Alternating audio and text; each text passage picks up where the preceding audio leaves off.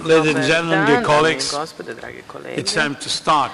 And we're going to hold a panel on the fight against corruption and organized crime in the Western Balkans. We have a nice group of speakers. You have their own curricula in your folders, so you can learn more about them, and we will go straight to the debate. So, for those who don't know me, I'm José Lel from Portugal, and I'm the chairman of the Political Committee of the Assembly, and I'm very pleased to be here again in another great event of the NATO Parliamentary Assembly. At this session, we will be discussing the policies designed to fight against corruption and organized crimes in the Western Balkans. I don't need to remind you, dear colleagues, that tackling the problem of corruption and organized crime is one of the key prerequisites for European and Euro-Atlantic integration in the Western Balkans. But better than me, our speakers, they will face and they were going to go through the team. We have a busy schedule ahead of us, so without further ado, let me introduce our first panelist, Nebojša Stefanović, I got it, Minister of the Interior of the Republic of Serbia. Minister, the floor is yours, and it's a privilege to have you with us. Please have the floor, sir. Ladies and gentlemen, dragi prijatelji. Ladies and gentlemen, I'll speak in Serbian. Fight against corruption and organized crime is most definitely one of the largest security challenges today, not just in Serbia and in our region, but all over the world. This is why fight against these crimes is a mission of the government of the Republic of Serbia and the Ministry of Interior. Crime has no limits, and this is why our response needs to be strong and unique, both at the national, regional and global level. Together, with the joint efforts with our partner, we have proved that the fight against corruption and crime is tough and without selection. The previous period we have made a lot of progress by harmonizing our national criminal code with the EU acquis. I would like to use this opportunity to confirm that how dedicated we are to the values of the European Europe and the modern world, and we are always for the cooperation with all the countries that can help us maintain national stability. Let me remind you that the national strategy for the fight against corruption for 2013-2015 shows no tolerance for the crime and corruption, and it fights against it in all sections of our society. The Serbian police has done a lot in this area. In my speech, I will tell you just about several of the results we have achieved, through which you can see what we have done so far. In last year, only in the first 2 months of this year, we have confiscated 122,269 pieces of tobacco, and thus we suppressed to a great extent the trafficking in tobacco, because this trafficking is, of course,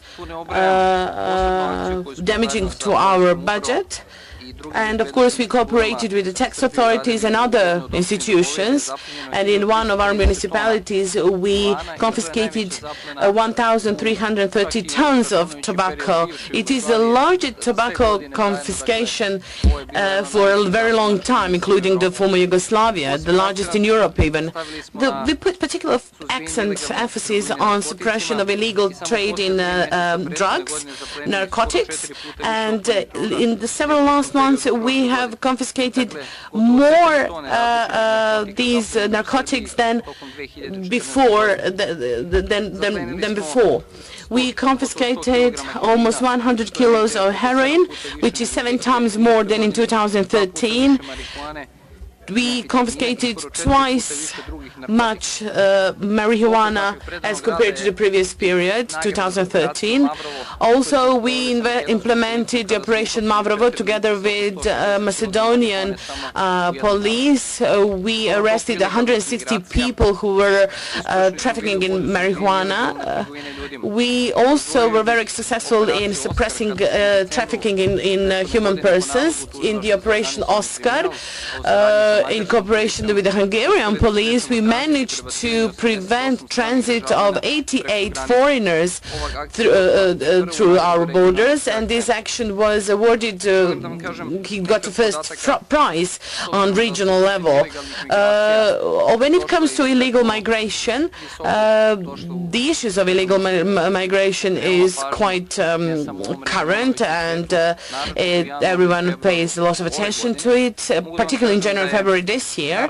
And I can tell you that, as from the data I'll give you, you can see that in January and February the illegal migration flow was very high in the first 2 months. You'll see how we reacted. In 2014, 277 charges were submitted against 516 people who organized trafficking in human beings, and in January there were 124 charges against 194 persons, 4 times more than in the same period last year. And with this we show that we are very much dedicated to the fight against illegal migration. We worked a lot on this with our colleagues from the Hungarian police, German police, Austrian border police. They visited us in Belgrade for several times, and we agreed on the use of very efficient methods and the use of police in the protection of state borders and suppression of illegal migration. Today, the result of this is that today we have a very small amount of these activities. Now we have almost completely managed to avoid these illegal crossings of the borders. So you can see that the police in the Western Balkan countries are cooperating very well. We have exchanged a huge number of operations. We have had many conferences, seminars, trainings, joint trainings. We have a very thorough approach. Through our intelligence services, police intelligence services, we provide early detection of criminal activities, which is very important when we fight organized crime. We also do assessment of the threats related to the organized crime. Speaking about the fight against corruption, which is one of our priorities of the work of the Serbian government, we have proved that no one is protected, no one has privileged position. Last year we detected 408, deeds of corruption, both from the public, from the private sector, even civil servants and so on. It was just in one quarter of last year, the first quarter of last year.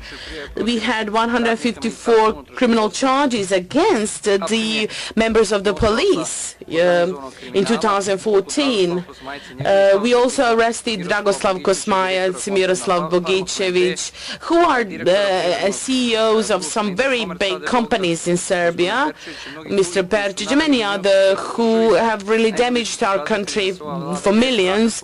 And by arresting these people, we proved as a government that we are facing them, that we are, regardless, we are facing criminals regardless of their power, of the wealth they have and everything else. The Serbian police has also made great results in suppression of economic crimes. We have pressed many charges, and we also detected misuse and some abuse of funds from the big national companies like bus companies and stockholder fund of the Republic of also in the pensioners fund. There were many abuses, and we detected them. We are very much determined to use the strategic approach and to use the assistance of the international community to develop our capacities to exchange operative information, thus to improve our cooperation with our neighbors. As these criminal groups work, organized, and they know no limits, so the police has to do the same. We have to work together in an organized manner, and we cooperate with the civil society as well. And only like this can we enable our citizens to live in safe countries. We also do a lot of financial investigations, but however, in this case, we have to be very thorough. We need to see where the financial resources come from. Now, I, as a Minister of the Interior, I'm sure that financial investigations are perhaps the most delicate investigations that exist in within the police, and that are most important for suppression of crime in general. In the last several months, we have done a lot. Our units for financial investigation have done a lot, and they'll have to do even more. We'll have to employ more people to work on financial investigations, investigating financial crimes. At this moment in Serbia, you can see that the influence of the organized criminal groups is much much lower. Police is working on suppression of their illegal businesses, and now citizens have a more feeling of safety. Although there is a good cooperation between police, prosecutor's office, and courts, however, even more security institutions need to be involved, because only with this kind of cooperation can we achieve the desired results. I'm devoted to eradicating crime from our society, but we can do this if we have enough proof. When we press charges, we need to have enough proof so that our prosecutors and courts can actually sanction the criminal. And the citizens of Serbia want us to also take away the property they might have gained through illegal activities. The fight against corruption is the fight for economic progress, growth, for good business environment, for new job opportunities. Investors will come to our country only if it's safe and if it's not burdened with the corruption, organized crime, and similar activities. For this reason, the prerequisite for a better life in our country and in region, for new work opportunities, is to be safe, to fight against organized crime, and hopefully together with our neighbors we will manage to facilitate, to enable better life for all our citizens and for the prosperity of the whole Western Balkans. Thank you for your attention. Thank you, Minister, Hvala, gospodine ministre, for na your obraćanju. Introductory remarks. Na uvodnom obraćanju, dakle, stimulating and detailed, of koje je course. bilo detaljno i And stimulativno. let me turn now to our second speaker, Mr. Goran Svilanović, Secretary General, Regional Cooperation Council. Mr. Svilanović will discuss regional cooperation in the field of anti-corruption and fighting organized crime. Please, Mr. Svilanović, you have the floor, please. Thank you very much, Mr. Chairman, Mr. Minister, ladies and gentlemen, dear panelists, esteemed MPs of the National Assembly of the Republic of Serbia. I'd like to bid good day to everybody, as well as to the guests from the NATO Parliamentary Assembly. If I'm not wrong, this is the third gathering of the Rose-Roth seminar in Serbia, held in Belgrade, and it's my great pleasure, of course, to have this seminar at the moment when the relations between the Republic of Serbia and North Atlantic Council have been additionally advanced by signing the agreement on the promotion of cooperation, and this practically completes the very important relations of our country for the security of our country, for the security of the region. I'm going to inform you about the work of the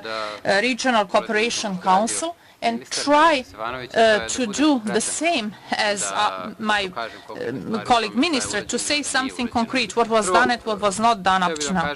First of all, I'd like to tell you and inform you that the central activity of the Regional Cooperation Council in the previous few years is concentrated focus to the strategy of Europe 2020 and connected with the strategy Europe 2020, and which is actually one of the way for the countries striving to become EU members to make them become linked with some key strategies accepted by the EU member states.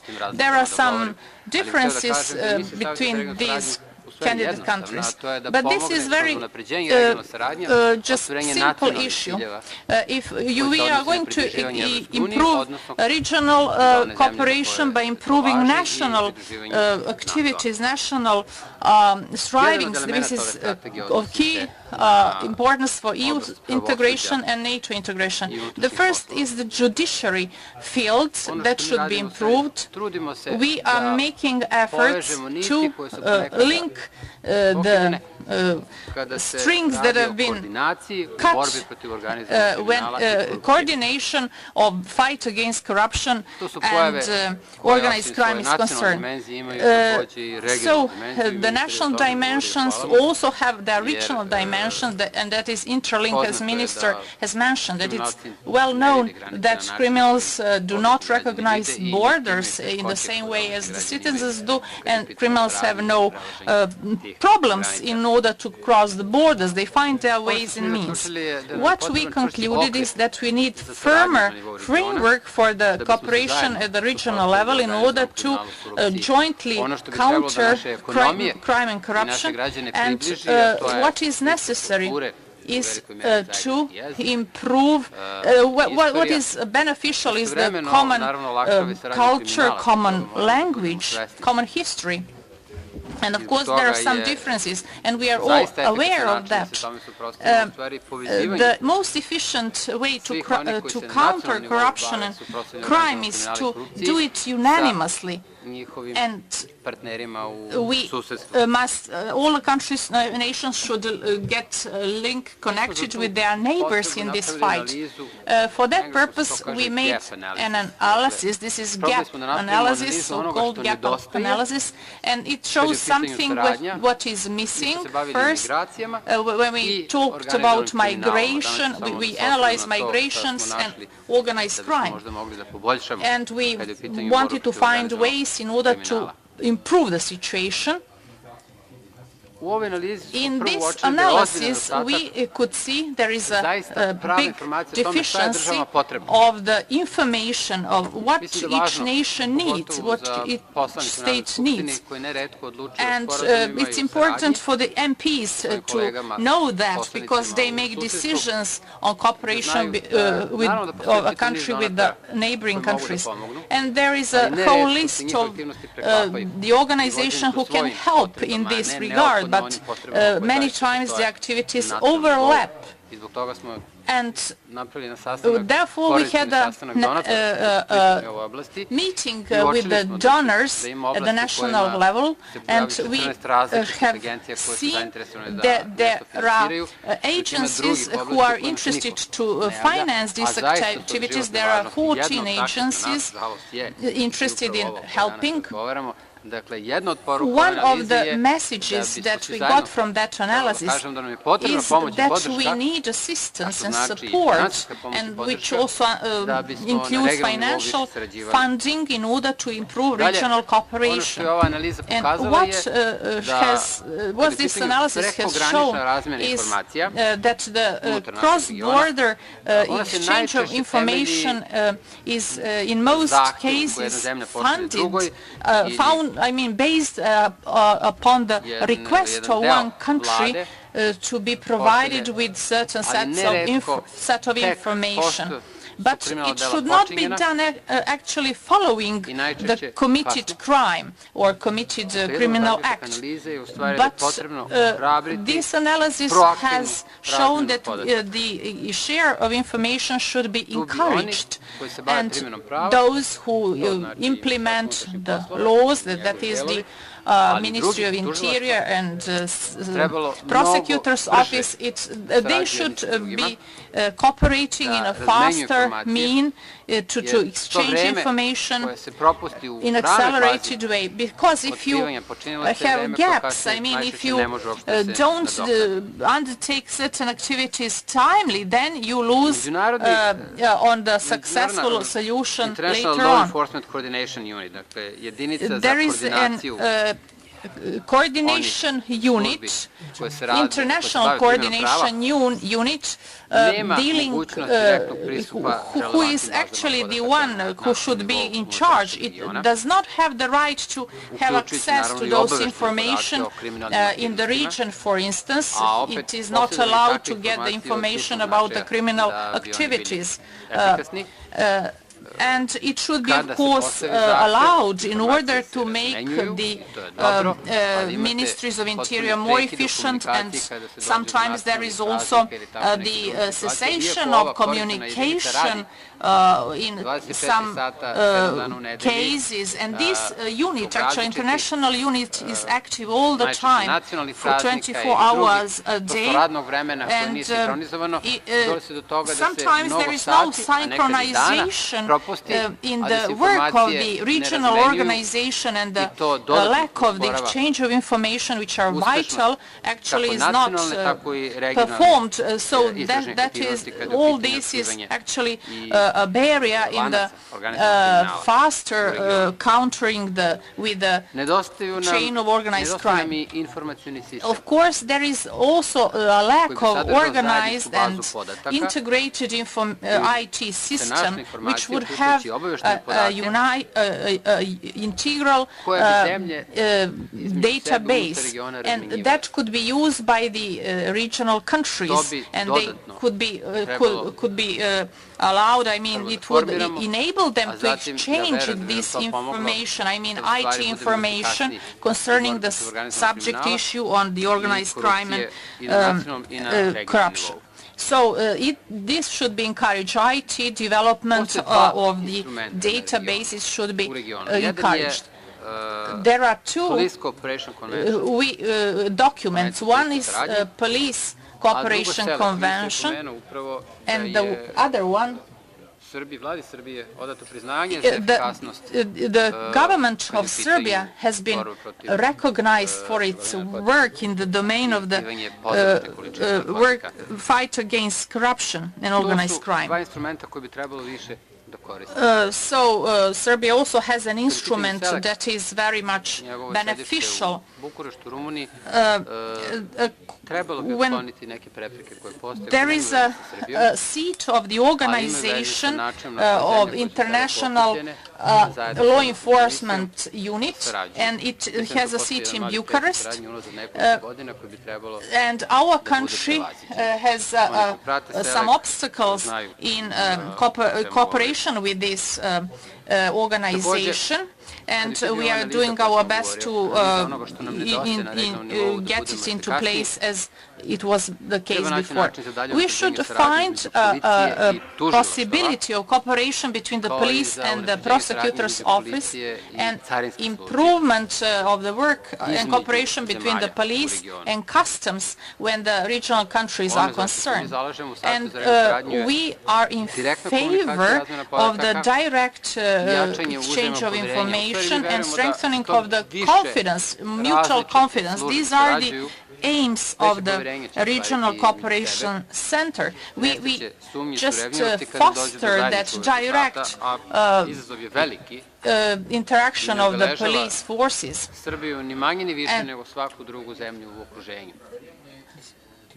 This is a typical, actually, for all the countries, not just for Serbia.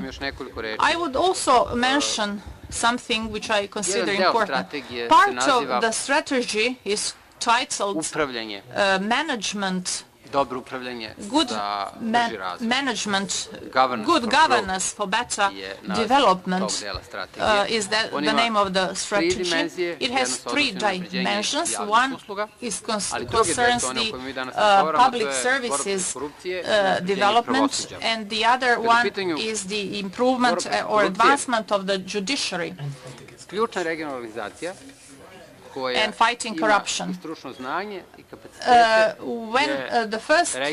the regional anti-corruption initiatives is actually very instrumental in this regard. They have made, the Regional Council for Cooperation has made two analyses. One is anti-corruption assessment of legislation.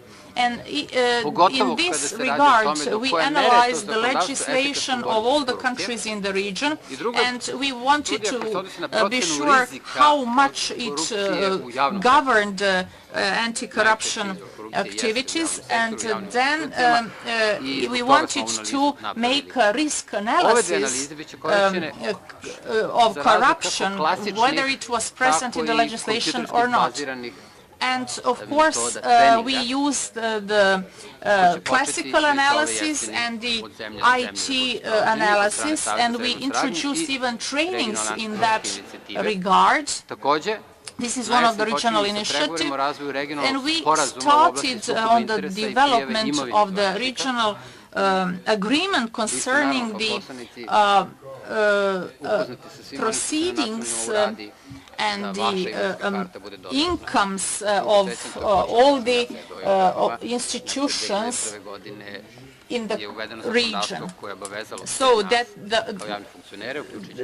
it's just concerning the officials and the institutions, but the analysis has shown that we lack the data about the public servants who are employed abroad, and that should be also included in this piece of legislation. So this regional cooperation should also provide us beneficial help in solving these lacks and gaps in our legislation. The message is to find solution, and the common trait in the region is also that our judiciary is overburdened by the unresolved cases, overload of unresolved cases, and we are striving to find the solution, that is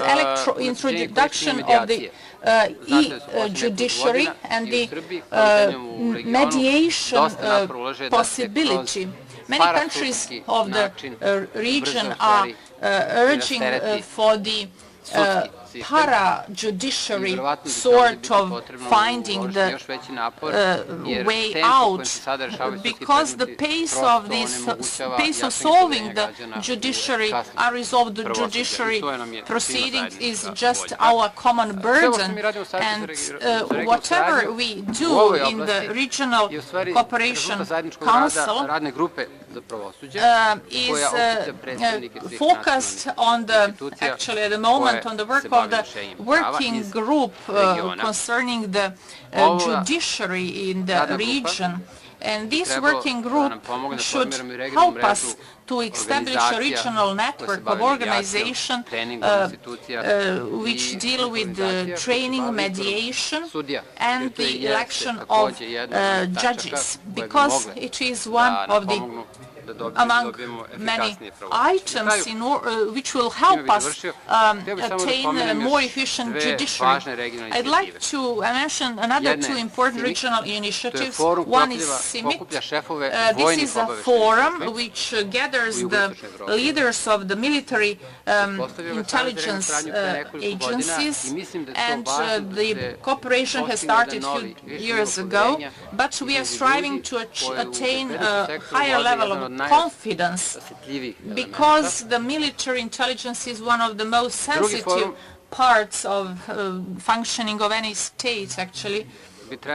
And the other initiative concerns, actually is aimed at assisting in the field of classified information. Those classified information should be actually need to be exchanged in the region between the relevant services who are engaged in gathering and classifying this data. And of course this means having a higher level of confidence, and of course the relevant cyber equipment and information technology equipment. And we need of course support in this field. Of course, we've got software, we need appropriate software and the protection of the system in order to perform our desired goal. All these activities can result in the strengthening of efficiency in our countering corruption. And if we do not improve cooperation in this field, then other efforts would be lacking a final result. Therefore, we want the free movement of people in the region, and that could be enabled by the efficient exchange of information.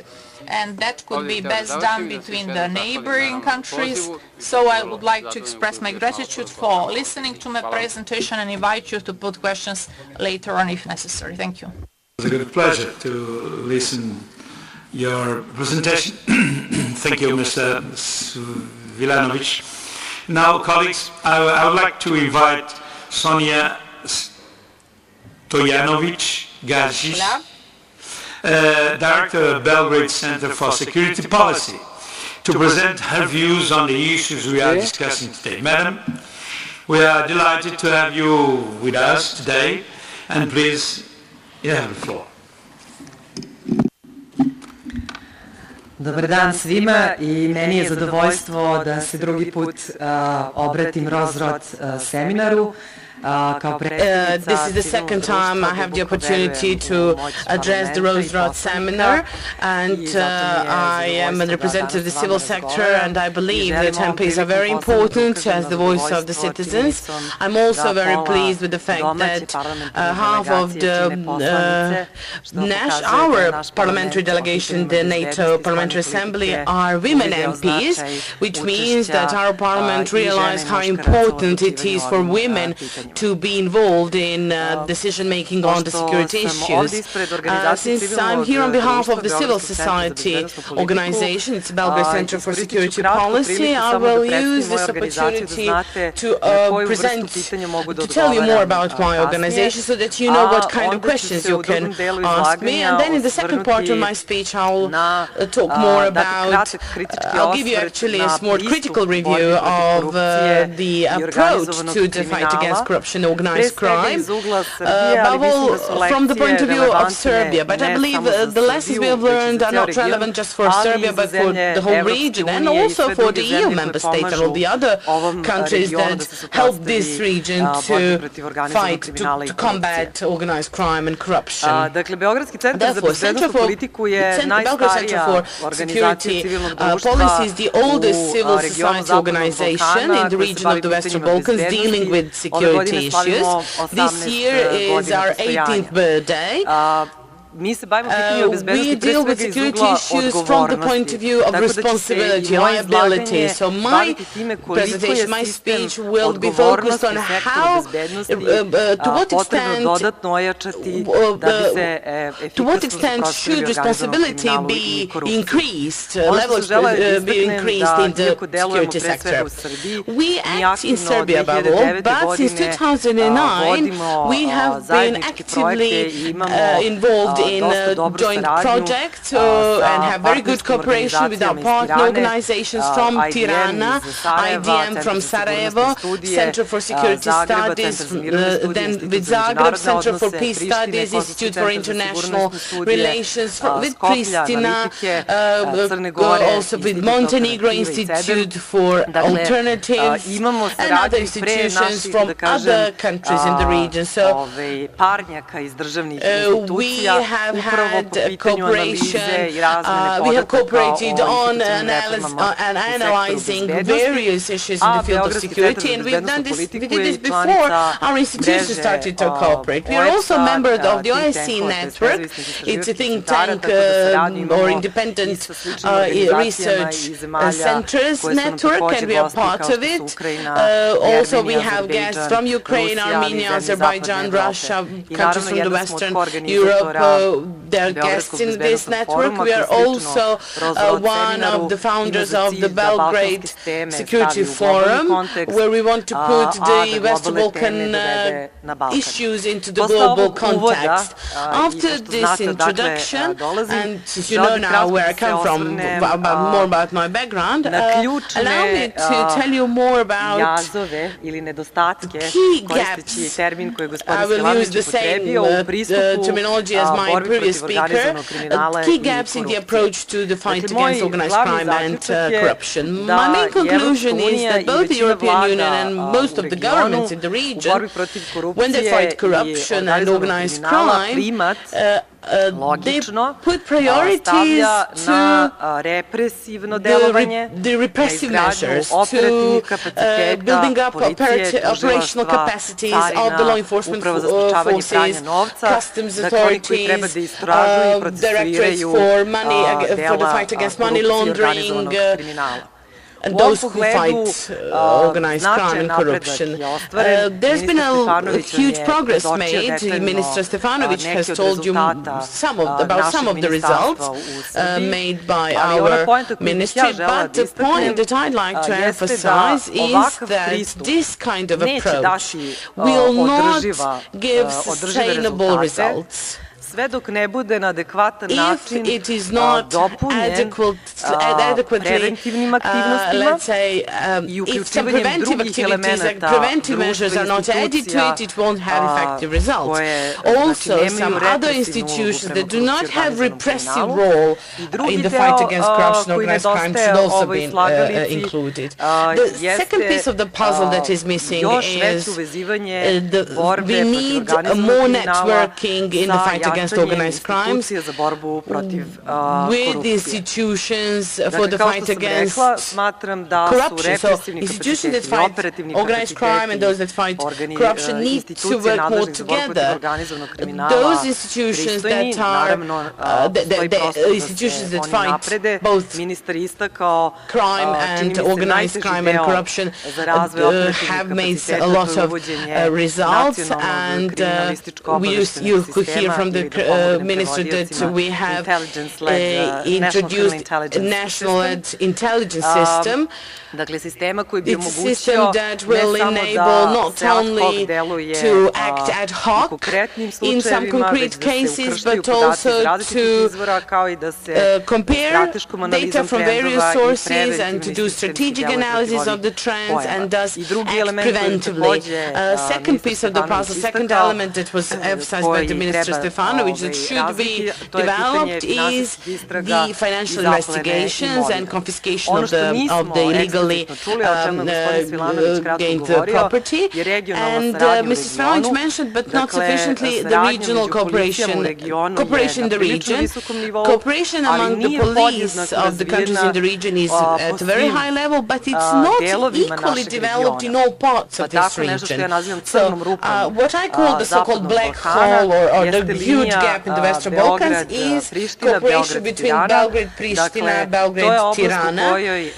In this area, direct and professional police cooperation is not at the level as it is when it comes to cooperation between Belgrade and Bosnia and Croatia. We had problems with this cooperation in the past, but now cooperation between Bosnia and Serbia and Croatia and Serbia is much higher, whereas the cooperation with Kosovo and Pristina is still not, and Albania is still not at a sufficient high level. Also, we need to build up a system for the fight against corruption. We need to develop it. My organization, as I said, is focused more on the security institutions. In the previous period, we have assessed risks of the corruption in the police, military services, and other elements of the security sector. discussion, and we concluded there is still one deficiency, one gap, and I believe it's the common denominator for all the countries in the region. It is the most problematic issue for even in developed democracies. And this gap is that for some important operational issues, politicians are the ones that make core decisions and not the experts. Let me give you a few concrete examples for this. Examples are from Serbia, but I know that other countries in the region share the same problem. I know for sure Montenegro shares the same problem and the other countries. Those are systematic problems. The operational, when investigations are conducted, the investigators are not independent enough. Politicians can make influence on these investigations. I'm talking about investigations of some cases and internal control within the police forces, for example. My center has emphasized this for several times now. So internal control, DA, and the police is insufficiently independent. It is the case also the Ministry of Defense, and they are not well connected with the National Assembly of the Republic of Serbia. Those who control the work of the police, internal control in the police, Ministry of Defense, and so on, if they find out there are some gaps, there are some deficiencies or some mistakes done, they do not report to the National Assembly, so that I believe this would be the good way to improve the work of these services. Other than the internal control that I mentioned, another weakness of the operational forces are the bad management of human resources, namely nominations. People who are in function in these institutions are placed by ministers, or even the head of police administration is put there by the minister, is nominated by the minister. The law police should be soon amended, and there have been some announcements that this will be changed. And because, as I told you, many of the positions, the heads of some units in the police, in the military sections, they are placed by the minister, by other politicians. And this is worrying. Why? Because when we surveyed some of the police officers, according to the research of the internal control sector, and the citizens also believe that if you want to get a job in the police, then you need to have political connections, and you won't get a job based on your qualifications. Also, according to the research from last year, police cannot handle all the security challenges for two reasons. First one is corruption within the police. 29% of the citizens are corrupted. And secondly, because of the great influence of politicians and some powerful people in general, not just politicians. 28% of citizens believe this to be the case, according to the survey done last year. So those who should suppress corruption in other institutions might be corrupted themselves. So I will end my speech with the third, the most difficult example. It has to do with deployment of the work tasks and responsibilities. Who is responsible in these institutions? Although on the paper you can see who is responsible for what, but in practice this is not the case. Let me give you one example. I know it's painful, and it is so-called Serbian Watergate. It's the affair of bugging the phone of the president and the Prime Minister Vučić and so on. And we found out that police equipment was used for bugging and tapping the president and the Prime Minister. At that moment, neither the Minister of the Interior nor the head of the police could answer who ordered the use of this equipment at the time. We did not, later on some officers were sanctioned, but we did not get the reply. I mean, what is it that's not functioning within the system? Let me sum up. These are not just the problems existing only today. They've been, current for many years now. These are not just the problems of Serbia. These problems are faced by other countries, and also the European Union does not pay too much attention to these problems, but I believe they're an important part of the puzzle. We need to determine who has what responsibility if we want to face the challenges of the organized crime and corruption. Finally, I'll talk about more about prevention. I believe this issue is disregarded very frequently.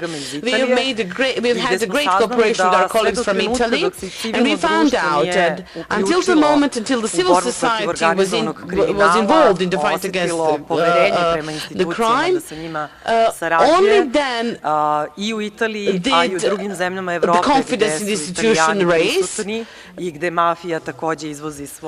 because we know in Italy there were problems with corruption, with the mob and everything else.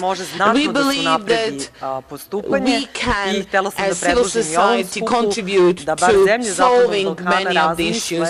I believe that the countries of the Western Balkans should consider the possibilities of inter-parliamentary cooperation with the Italian Parliament, because in it there is a unique commission for the fight against the mafia, the mob, and I believe it's a great framework for implementing preventive system activities, both through the civil society and through the state institutions in this field. So, besides the effective repressive measures, we need to fight the organized crime through the preventive measures and to build up, to determine and define responsibilities, and also to introduce the preventive measures in the whole society. Citizens' confidence in institutions should be also raised. Thank you for your attention. Thank you, Madam. Now we're going to have to open the debate, and later on we'll have the opportunity to hear from the answers from the Minister, Secretary General, and Mrs. Dionovic. So now I'm asking, and I'll ask you also to be straight to the point. I'm asking Mr. Diego Lopez Garrido from Spain. Please, you have the floor. Hvala, gospodine predsjedavajući. Hvala panelistima na izlaganjima. Moje pitanja su upućena ministru unutrašnjih poslova. Moje prvo pitanje je da li vi u Srbiji imate specijalizovano pravosuđe koje se bavi, koje ima tužioce i sudije u oblasti korupcije? Da li imate jedno telo koje je specijalizovano za borbu protiv korupcije? To a more concrete topic, I'd like to know which is exactly the progress in fighting against tax evasion. Tax evasion is probably, in my opinion, the most damaging expression of corruption, very relevant to build up a real welfare state. Tax evasion and tax illusion, but from an illegal point of view, tax evasion. And second, fight against money laundering, criminal activities, laundering money through the banks and financial entities. Which have been your improvements on these matters in last times? Thank you.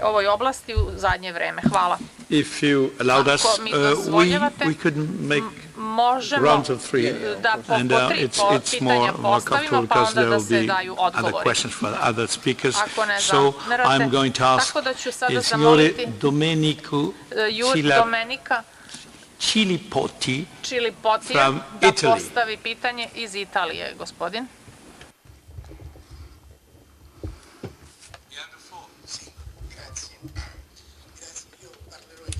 Thank you. I will speak Italian. Thank you for these very interesting presentations, and my question is for the Minister. We know and we were informed through the presentations that there are young extremists in Serbia that through Austria they get to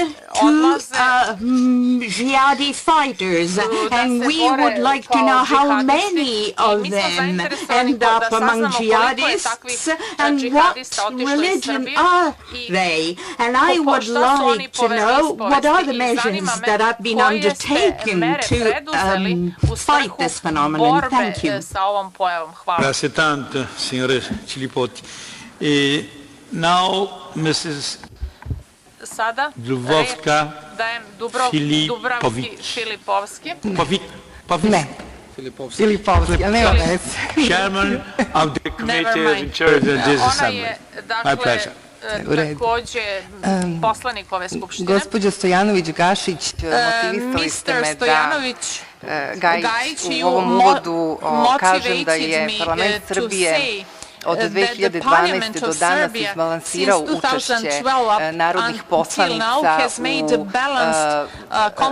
stranim delegacijama i u odborima i da je parlament Srbije prvi put u istoriji parlamentarizma u prošlom sazivu imao predsjednicu kontrole službe bezbednosti gospođu Jadranku Joksimović, koja je danas ministarka bez portfelja za evropske integracije, a da je sa nama na ovom panelu prisutna i moja koleginica Marija Obradović, koja je predsjednica odbora za odbranu i unutrašnje poslove. Po mom mišljenju, zahvaljujući formiranju i radu Ženske parlamentarne mreže Srbije, koja je osnovana u februaru 2013. godine i koju čine sve 84 poslanice, rezultat je ovog izbalansiranog učešća i narodnih poslanika i poslanica u odborima.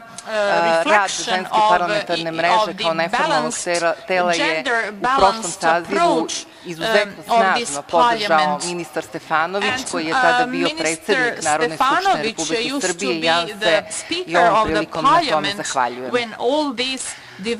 Sada bih imala nekoliko pitanja za gospodina Stefanovića i takođe, iako je ovaj panel posvećen borbi protiv korupcije i kriminala, ja ne mogu da ne spomenem izuzetan profesionalni nivo koji je pokazala policija Srbije i vojska Srbije u prošlogodišnjim poplavama. Posledice ogromnih katastrofalnih razmera poplave su upravo u Srbiji smanjene zahvaljujući visokom nivou profesionalnosti vojske i policije. A sada bih imala za vas, gospodine Stefanoviću, 3 kratka pitanja.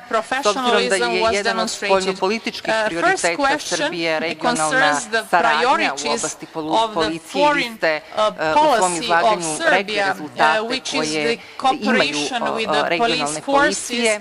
Moje pitanje za vas je kako unaprediti tehnološke probleme, s obzirom da te probleme nema samo policija Srbije, već i policija u regionu, pre svega misli na nedostatak opreme, zatim kako unaprediti pravovremenu razmenu informacija, odnosno kako je gospodin Svilanović rekao, omogućiti proaktivni protok informacija, da li je tu rešenje u ovom jedinstvenom informacionom sistemu, jedinstvenoj bazi podataka koju je gospodin Svilanović spomenuo. I treće pitanje je koji su to oblasti prevencije u borbi protiv korupcije i kriminala koje ste spomenuli da policija Srbije countering crime and corruption? What are the measures and forms? Thank you very much. Preventing corruption. Now it's the turn of our speakers, and Minister, you have the floor, please. Ministra da odgovori na ovo pitanje. Hvala. Thank you very much.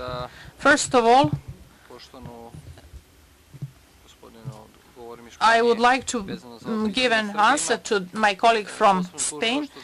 Serbia has a prosecution for organized crime, which is dealing with the investigation of the most complicated, complex cases, and we also have a court for organized crime cases. And you were right when you said that one of the largest problem each country has in countering corruption and organized crime, the main problem is financial one, because we need the large amounts of funds to finance our performance.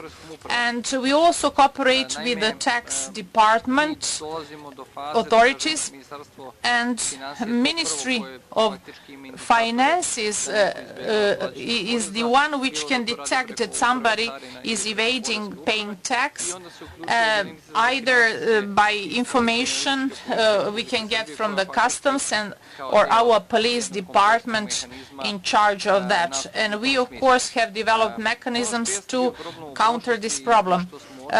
Previously, we had experience that in many cases we confiscated the property of those tax evading, and we of course do our best in order to prevent the detriment that could be done by tax evasion, detriment to the welfare of Serbia and its citizens. So in order to confiscate property, you have to detect the existence of criminal charges. Actually, you must substantiate these charges. And of course, the money laundering is an acute problem, and you have to undertake legal proceedings. But we have been engaged in intensive work with the Ministry of Justice, and we have mechanisms in place to that end. And I am sure that efficient functioning of this system is not quite yet achieved, because this is a present phenomena all around the world. Concerning the strengthening of capacities in investigation against money laundering, I would like to inform you that in the previous few weeks we intensified our personnel, our staff with experts in financial investigations. They have been engaged, elected by the relevant authorities, and those people elected are based on their professional qualities, and we actually engage somebody who is not employed already in that police unit. In the last few months, when we enlarged the capacities, we are doing our best to provide the technical and professional assistance. Concerning the question about extremists going from Serbia, extreme Islam fighters who travel to Syria and fight on the side for the causes of ISIS, we have came to the data that there is a number of people from the western part of Serbia, from Novi Pazar and Raška. It's dozens of fighters who went there.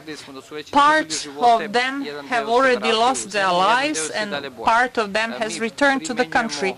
We implement certain measures of the advanced oversight against these persons, because it could be a serious threat for the region, and we did our best in order to undertake the appropriate measures and introduce some amendments to our pieces of legislation, and we just sanction such activities because the law says that their engagement and their travel to those states is the threat and should be sanctioned because they could instigate the detrimental acts of the people in that country. And when we introduce those amendments to the legislation, the number of people traveling to fight abroad has decreased. And those people who went for jihad movement support were sometimes from the converted families, and they actually mainly belong or originate from the Muslim families. And in cooperation with our Austrian colleagues from the police forces, we monitor their traveling, their trips towards Austria, because we could detect there is one recruiting center and training center from which they from Austria traveled to Syria and further. So this is the briefest answer I could give you. We undertake all the legislative and preemptive measures in order to counter these developments. Our people, our staff is being specially trained, and the cooperation between the Republic of Serbia, law enforcement agencies and the State Department is also strengthened. It's a recent date, and we strive to establish the continuous exchange of data with our partners. So all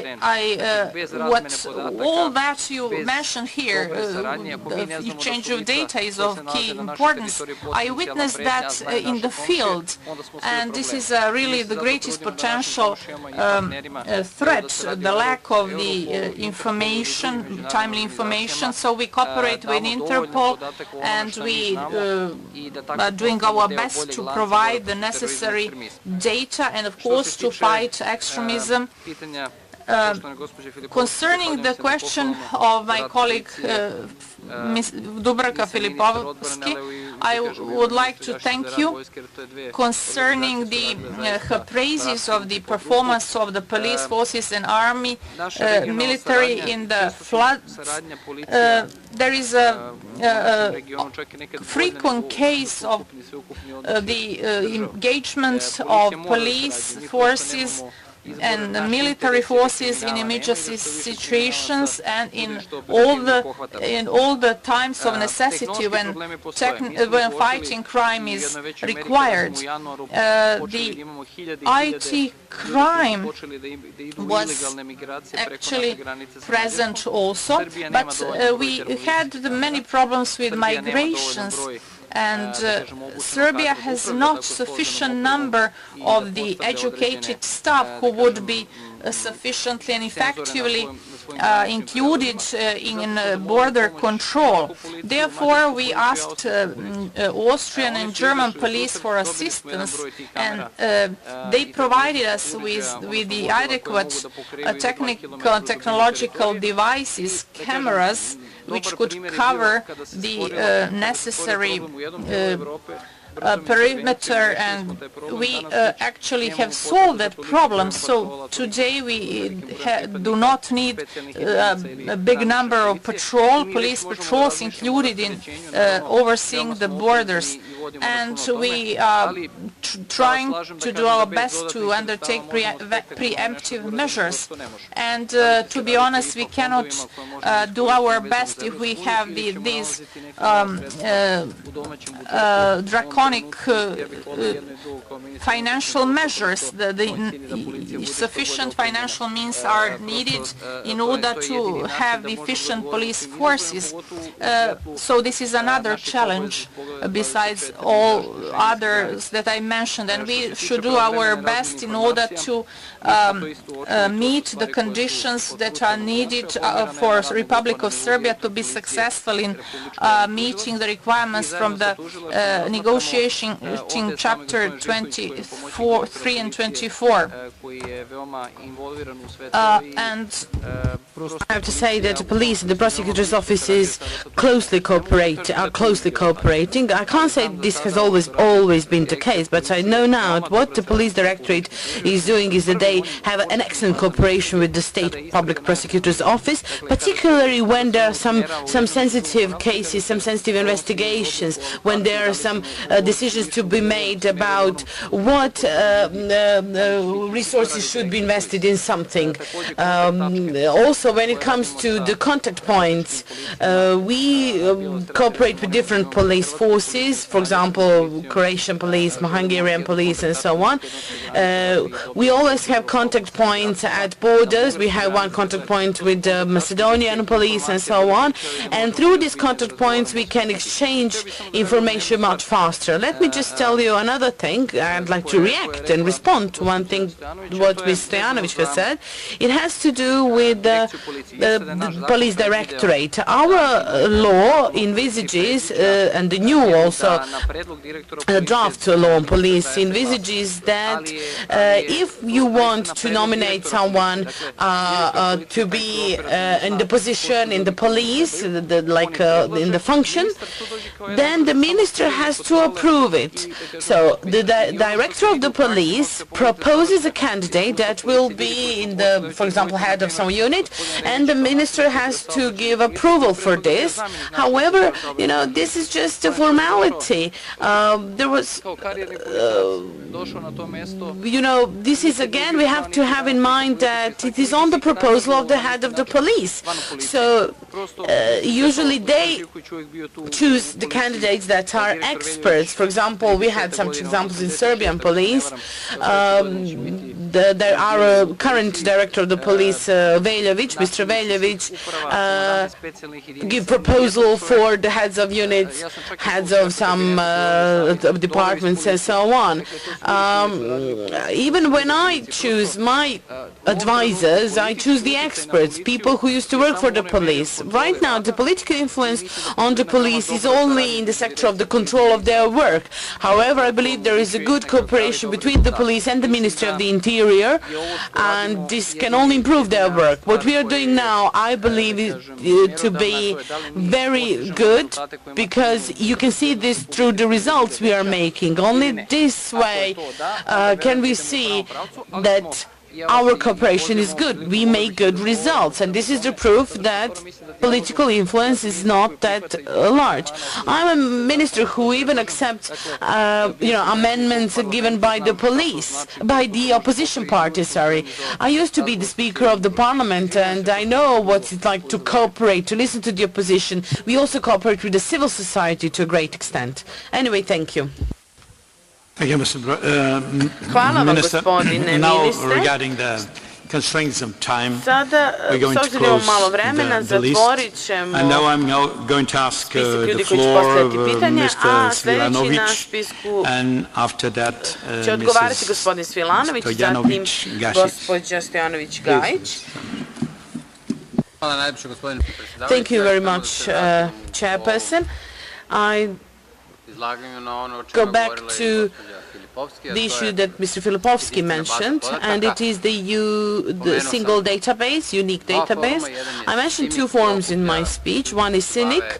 It gathers people who deal with intelligence data in the army, in the military, and the second one is SENSA. It's a regional cooperation between national agencies that are responsible for the security of information, safety of information. Both of these are sensitive areas.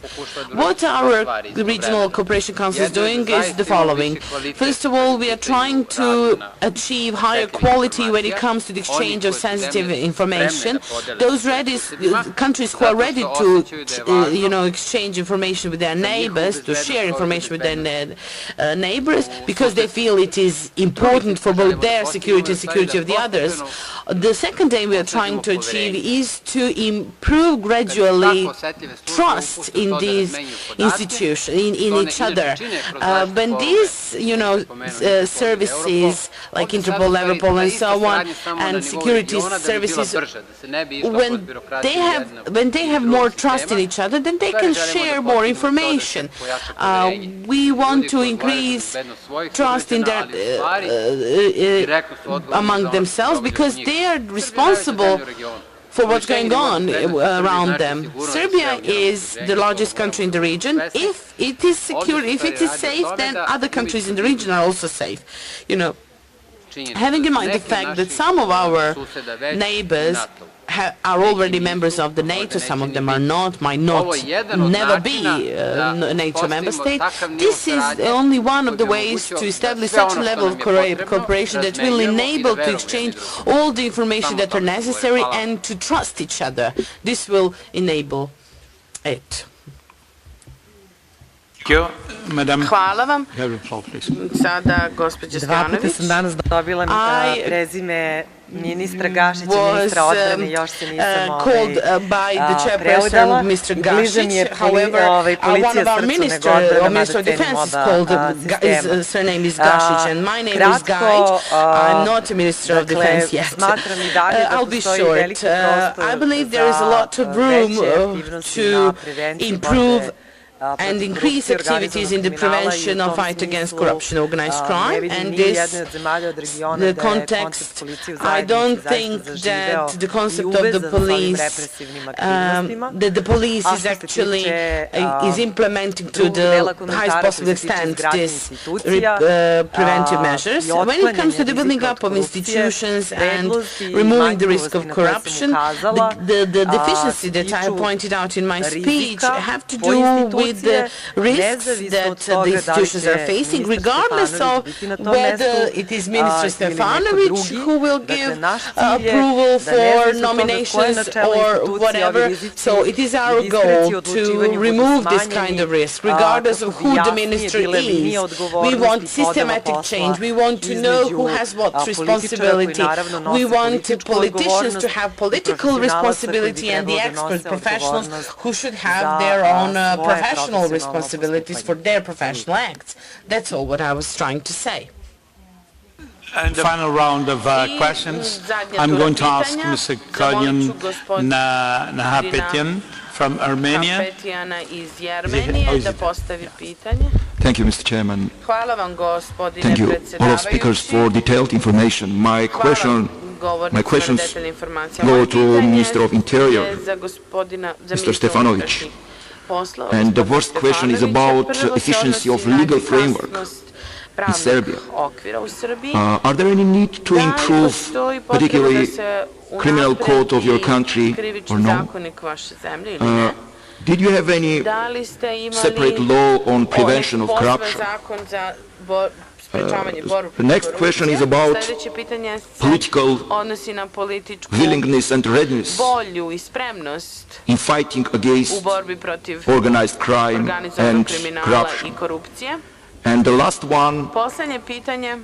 question related to your cooperation with Europol and other European relevant institutions.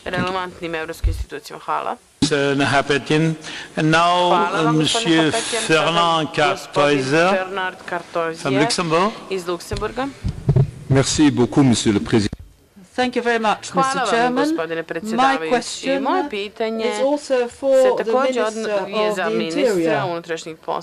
Now, in Luxembourg, and this is the case in a number of other Western European countries, a major influx of asylum seekers, but also a number of nationals from the Balkans area. Now, whenever we look into the possibility of accepting these individuals, inquiries are being made, and we realize that most of these requests are not justified. For us, this influx of asylum seekers is probably due to organized trafficking of human beings. This prompts a great number of people to come to our country. So strengthening of border controls are absolutely imperative, and possibly introducing the obligation of having a visa from these countries. Are you aware of this problem, and what could you do at your end to try and solve this major issue for us? Thank you. And now I'm going to ask Mr. Tevan Pogazian from Armenia to have the floor, please. Thank you, Mr. Chairman. My question is for Sonia. First of all, pleasure meeting you again here, and also as you pick up, I wish one day to see you as a Minister of Defense. But the question is following. Fight against corruption is always based on the political will. But political will not of the one or two people, but political will to engage the whole public for that corruption and readiness for this. And definitely that kind of a political process could be initiated only by political party. My question is about the situation with the political parties in Serbia. Do they have the internal procedures of corruption to eliminate internal corruption in the political parties? Are they really ready to accept the democratic kind of a governance in the political part? Because if this is not coming with this institution of election, in any way we can have a very nice words, accept a very nice concept, sign up a very nice paper, but it will not come to the reality if it's not our own vision for the countries.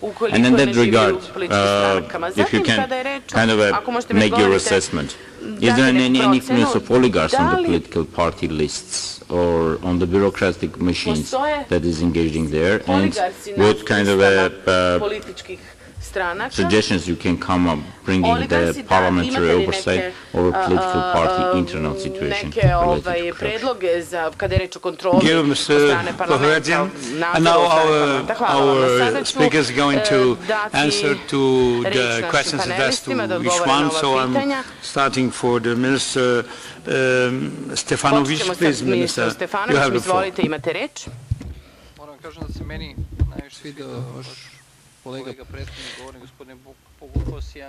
Thank you. As for the questions that I was asked, we have really a serious political will to fight organized crime and corruption. Since we are in power, people who are in the government right now since 2012, we have had arrests of several individuals. They used to be, for example, MPs, highly positioned functionaries, leaders of some or people highly positioned within political parties, also directors of public and state or private companies, and so forth and so forth. However, I believe that with this we have demonstrated that everyone, regardless of his or her political background, property or links, connections, will be processed, will be charged if he has committed a crime. I cannot, Minister of Justice can tell you more about the amendment of the criminal code. However, I can tell you as the Minister of Interior that we should, make the criminal code more severe when it, more strict when it comes to sanctions. This would make the job of the police easier. Hopefully by the end of the half of this year, we will introduce some amendments to the criminal law, and with this we will have more precise definitions of the work of the police. Regarding the question posed by the minister from Luxembourg, we are aware that there are challenges and threats that we are facing. When I was Speaker of the Parliament in 2012, I went to Luxembourg, and Mr. Bretel used to be the mayor of the Luxembourg, and now he's the Prime Minister. And we spoke. I told him about challenges faced by Serbia, because at the time there was a large wave of asylum seekers, and some of them were coming to Luxembourg. Some of the measures that were applied was to claim Serbia to be the country of safe origin, and those measures were efficient and effective. It's not only about, making border control stricter, because when someone comes to the border with, regular passports, you cannot limit their movement. They have the right to leave this country to go wherever they like. We cannot stop them. So when they come to Luxembourg, for example, they say, we are seeking asylum. In this sense, Serbia has no power. It's powerless. I cannot prevent someone to leave the country and take his passport away.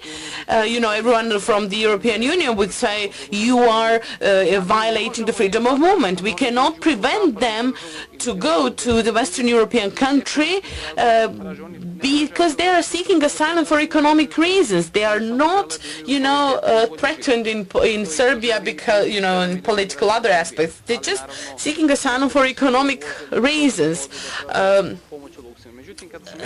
When I was in Luxembourg at the time, when I spoke with Mr. Bettel at the time, the procedure in Luxembourg for asylum seekers, asylum procedure, lasted for 6 months. So someone who would seek asylum, he would have to wait for 6 months for his procedure to be finished. Within the 6 months, he was receiving substantial sums of money. Every month he would get 350 euros, which is an average salary in Serbia. This is 350 euros is the average salary in Serbia, or about 400 euros. But in Luxembourg, he got even more money, 3 times more money on monthly basis. This is why they went to Luxembourg, because they knew they would get this money, a lot of money, for 6 months. What they did in Germany was to shorten and hasten the asylum procedure. We are aware of the fact that some of the Western European countries are annoyed by this large inflow of asylum seekers, and they want to abolish visas. But this will not be, good. We need to enable freedom of movement. We can find good solutions. I can ask you to help us in order, for example, to help equip Serbian police more, in order to, for example, to recognize the forged documents better. And like this, we can find a model to detect persons who are going to abroad just to seek asylum for economic reasons. If you find a person crossing the border and has only 50 euros in his pocket, he's probably not going there, as a tourist. He's probably going to be a so-called false asylum. But we cannot prevent their movement. We had a campaign together with Germany here, and we pointed out that over 99% of asylum seekers that go from Serbia to Western European countries to seek asylum, they come back. 99% of them come back. And, we're trying to appeal to these people to tell them not to go there, that they will be returned back. What we have managed to do in the last several months, and we contributed a lot, we tried to fight against those who organize trafficking in human beings, those who organize the transport of the people who leave our country to go to Western European countries. That's not easy. And those people are criminals. We were trying to find those people and arrest them. These people organize the trip, organize their accommodation abroad, and so on. In our countries, for example, these people used to change names. For example, we arrest them and we catch them, and then they change their name and go again to these countries. Even asylum seekers did this. Once they return, they come here, change their name, and go as asylum seeker again. It's a very complicated issue, but we need to solve it. Thank you. And now, Mr. Svilanovic, please, you have the floor. The issue has been raised concerning foreign fighters. And you use the phrase jihadists. I don't like the phrase, therefore I stick to the foreign fighters. I just want to share an information with you. Less than a month back, there was a meeting of Ministers of Foreign Affairs of Southeast Europe Cooperation Process, the leading regional organization, and they have adopted a declaration in Tirana in order to join forces to increase efficiency in fighting these problems. They've tasked Regional Cooperation Council to form a regional platform which will provide for sharing experience, the best practices when it comes to changing the national legislation, but also when it comes to the practical engagement of the governments in order to suppress. The figures we are dealing with, the Minister has shared with us an information saying tenths when it comes to Serbia. On the level of the region, we are actually dealing with the figure which will count hundreds or up to a few thousands altogether, but not more. Still, I'd say that this declaration that has been adopted a month back in Tirana only shows how seriously the problem has been taken up by all respective governments. And second, related to what Minister Stefanović was just mentioning, migration and asylum seekers from the region, the key regional organization to deal with this should be MARI, Migration and Asylum and Refugee Initiative. It has its quotas in Skopje. I have had informal consultations in the European Commission, and I can share with you an information that in the coming months with the new management, and as soon as it becomes all-inclusive, and in this respect Serbia has been very conciliatory, this will be additionally supported organization by the Commission in order to strengthen the resources and engage when it comes to exchange of information, but also efficient engagement on the migration and asylum and refugee-related problems. And finally, Mrs.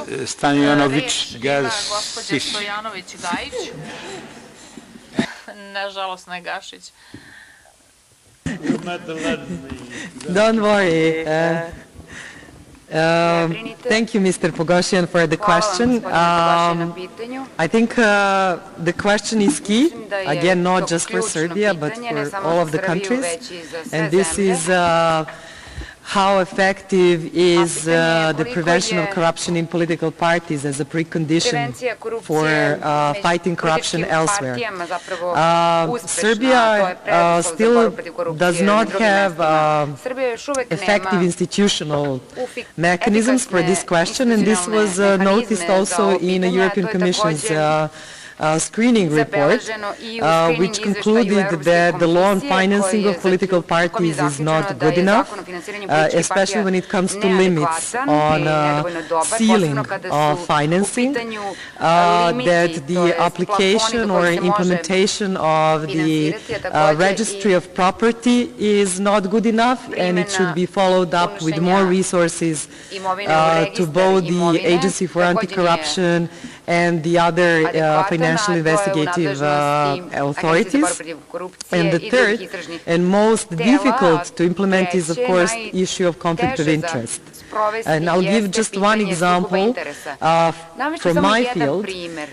We had 2 years ago an example where a member of this parliament left the parliament to become employed in intelligence service. A person of 47 years old left the MP job to become an operational person, not a manager, in a security intelligence agency. And my question is, what are his unique skills at the age of 47 to join this, and if this compromises the intelligence service in a way? What I would love to see in Serbia is what we had in Romania or Czech Republic, where political parties competed with promises on clean hands. I think that was the name of campaign, of what they're going to do to prevent corruption in their ranks. And then organizations like mine were keeping them accountable to these promises. Again, to bring it back to issue of security sector, and to quote my dear friend Nemanja Nenadić from Transparency Serbia when asked by members of European Parliament if this government is more effective in fighting corruption than the previous one, he said, yes, if you imagine politicians being as a police officer and a previous government not penalizing drivers that were disobeying rules. This one is more effective. It's penalizing some drivers, let's say of Audi, but not the ones of Mercedes. I wouldn't really 100% agree with this analogy. I would say that both this and previous government and the government before did not show consistency and were selective in fighting corruption, so didn't target that many members of their own ranks. And lastly, and this is the most difficult message, and it's not for my politicians, it's for external politicians, especially those from EU member states. A few years ago, EU made a recommendation in our progress report praising the political leadership in investigation of corruption. I think this is a very wrong formulation, and it sends a wrong message. Politicians should not lead investigations. They should create, as you said, culture and environment, preconditions for police officers, intelligence officers, military, and other customs, judiciary to do their job. And this is why I emphasize the importance of institutional strength on lines of accountability as a precondition, so that we know no matter who is in position of minister, will do their job easily by creating conditions for professionals. And this is where I would want to see also this Parliament even more active, checking up the policies, although both committees are more active in this composition than before. Thank you. It was a very great debate, lively debate, and we have great questions by the extraordinary speakers. So I'm going to ask you all, my colleagues, for a round of applause to our beloved speakers. And now it will be time for a coffee break, sharp, till 16:45. Thank you.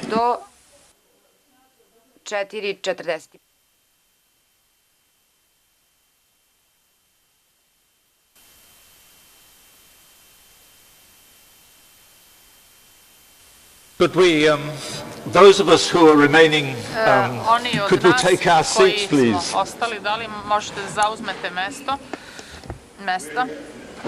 Yeah, no one's listening. Well, congratulations to those of you who have stayed the course.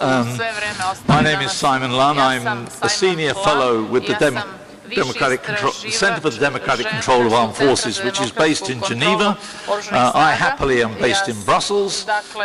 Many of you will know my past association with the Assembly, which goes back to pre-history days, and also to my own association with this series of seminars, which goes back to 1991. To the very first seminar in Vilnius, Lithuania.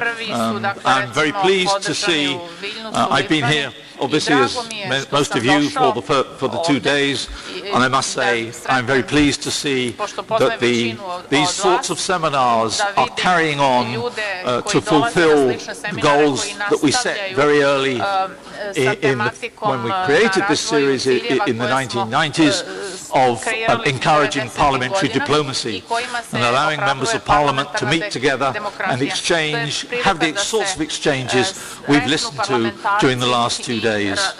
So that's a very nice thing to hear. Because we're so short of time now and we have 3 speakers to hear from, I shall cut my remarks to just a very quick reflection, 3 very quick reflections on this particular issue and why is NATO interested in integrity building or building integrity as part of defence reform. And I make 3 reflections to set the scene. One is that when the enlargement process first got underway, the concentration on the reform that was demanded of member countries was very much on capabilities and institutions. But as that process developed, it became very obvious that this very narrow focus was not sufficient to take account of all of the problems that countries were encountering, and that indeed it became very obvious that this issue of corruption was, although not talked about very much, was very central as an obstacle to the sorts of progress that countries were trying to achieve, not just in reform of their defence, but in their societies as a whole. And that became, my second reflection is that became particularly clear during the involvement in Afghanistan. And I've just finished reading a book by, Lord Hamilton will be pleased to hear, a book by senior United Kingdom generals, 12 of them, who've written each has written his own contribution about his experiences in Afghanistan. And this is not just their experiences as military commanders doing command and control, of which there were many problems, but it also their reflections on what was needed in Afghanistan. And if there is a constant theme in all of these contributions, it is their reflection of the obstacle that corruption was to securing the sort of progress that they wanted in providing security for the Afghans. And so this was, I think, something recognized by the men and women in uniform as being a very serious problem. And I think it explains to a certain degree why NATO itself became so interested in it as an issue. And my final remark on that context is that it is an issue one can understand why the alliance would take an interest, because it is an issue that actually affects us all. It is an issue, corruption is something that in most of our societies we have to some degree or other experienced. It is therefore something that people recognize. They recognize its insidious, its corrosive nature, and its impact on the sorts of goals that countries want to achieve, whatever stage of development they're at.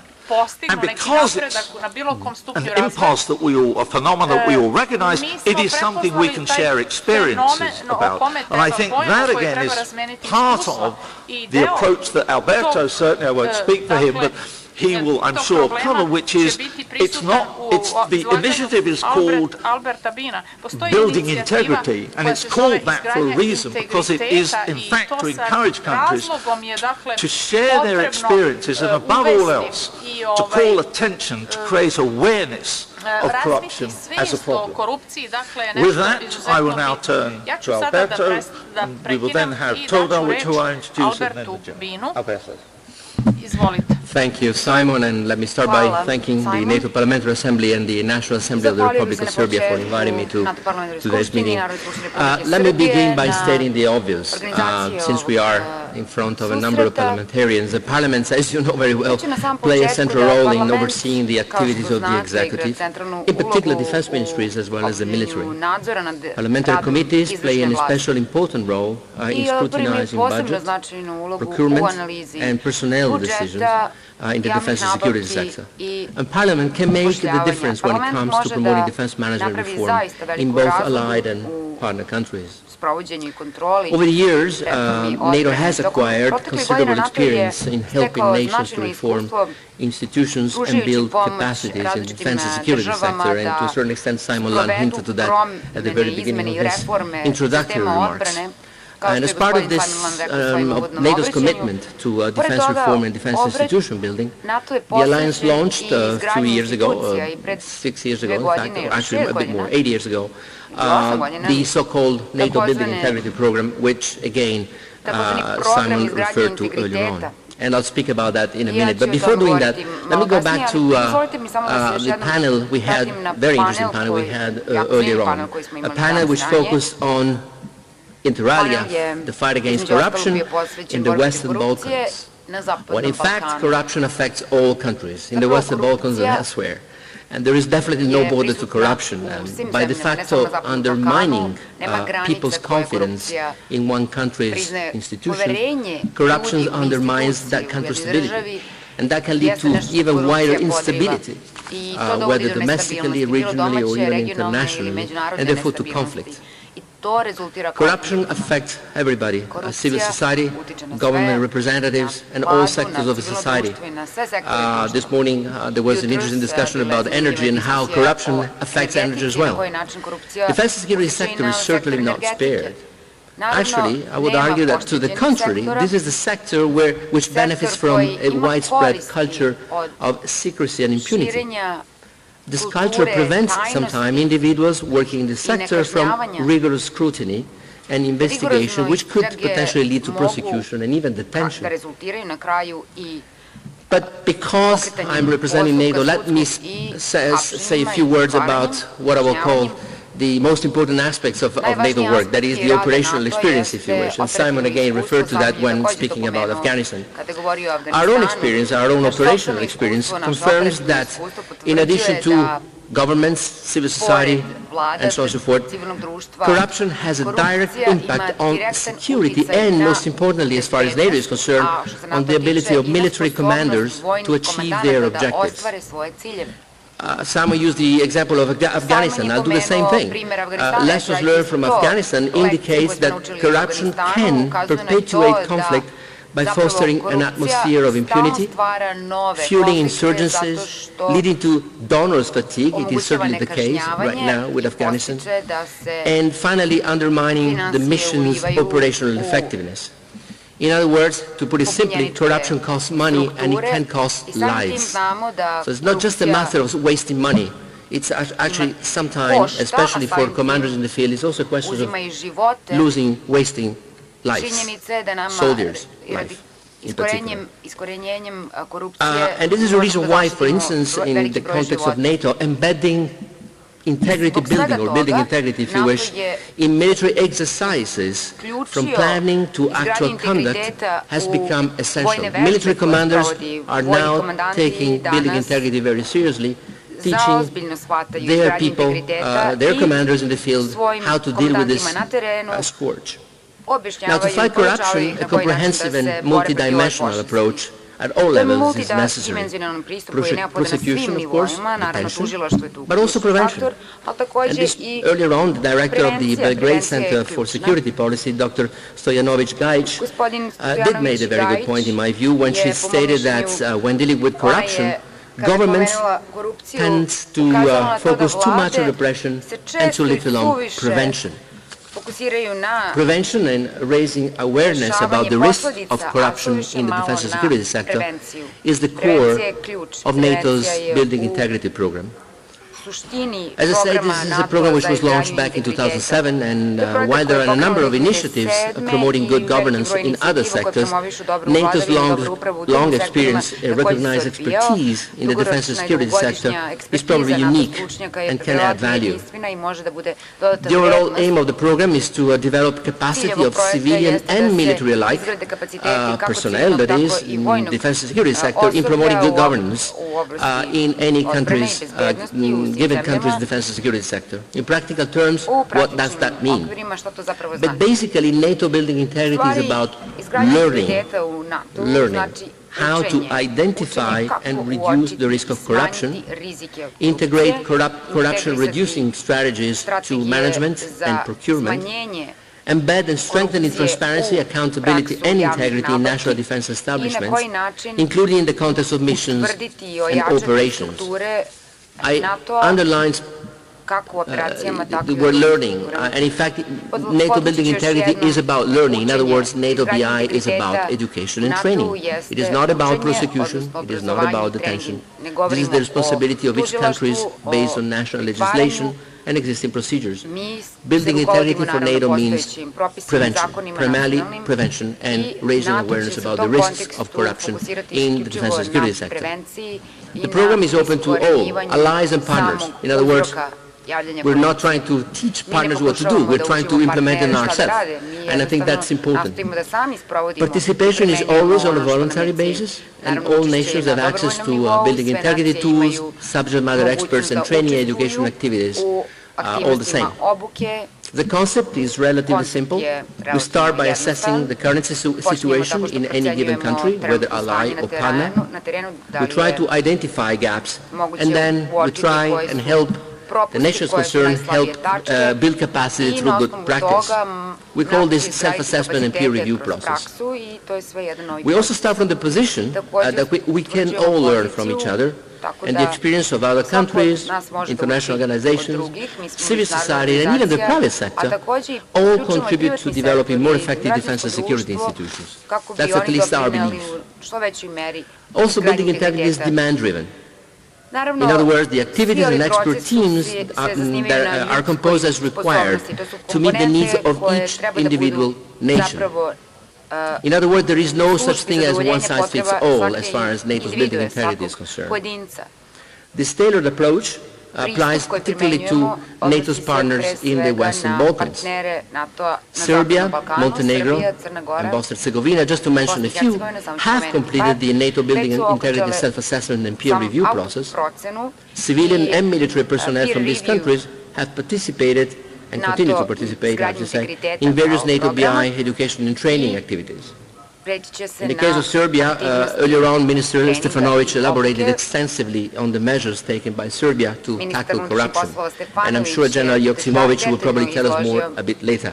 As far as I'm concerned, I'd just like to mention that we very much welcome the publication of the BI peer review report on the Serbian Ministry of Defense website. That is a sign of transparency, an important one. We also would like to underline the development of an integrity plan, which is being worked out by our Serbian colleagues.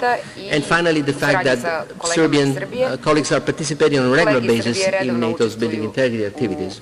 Only in 2014, more than 50 people have participated, civilian and military, have participated in NATO's building integrity activities in various countries.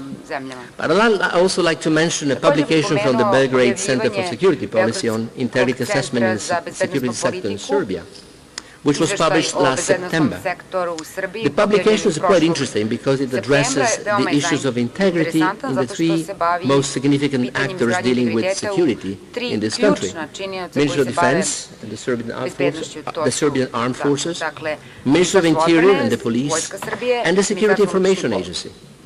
And I'm especially pleased to note that the assessment includes several references to the work which has been conducted together by NATO and Serbia in the context of NATO's building integrity program.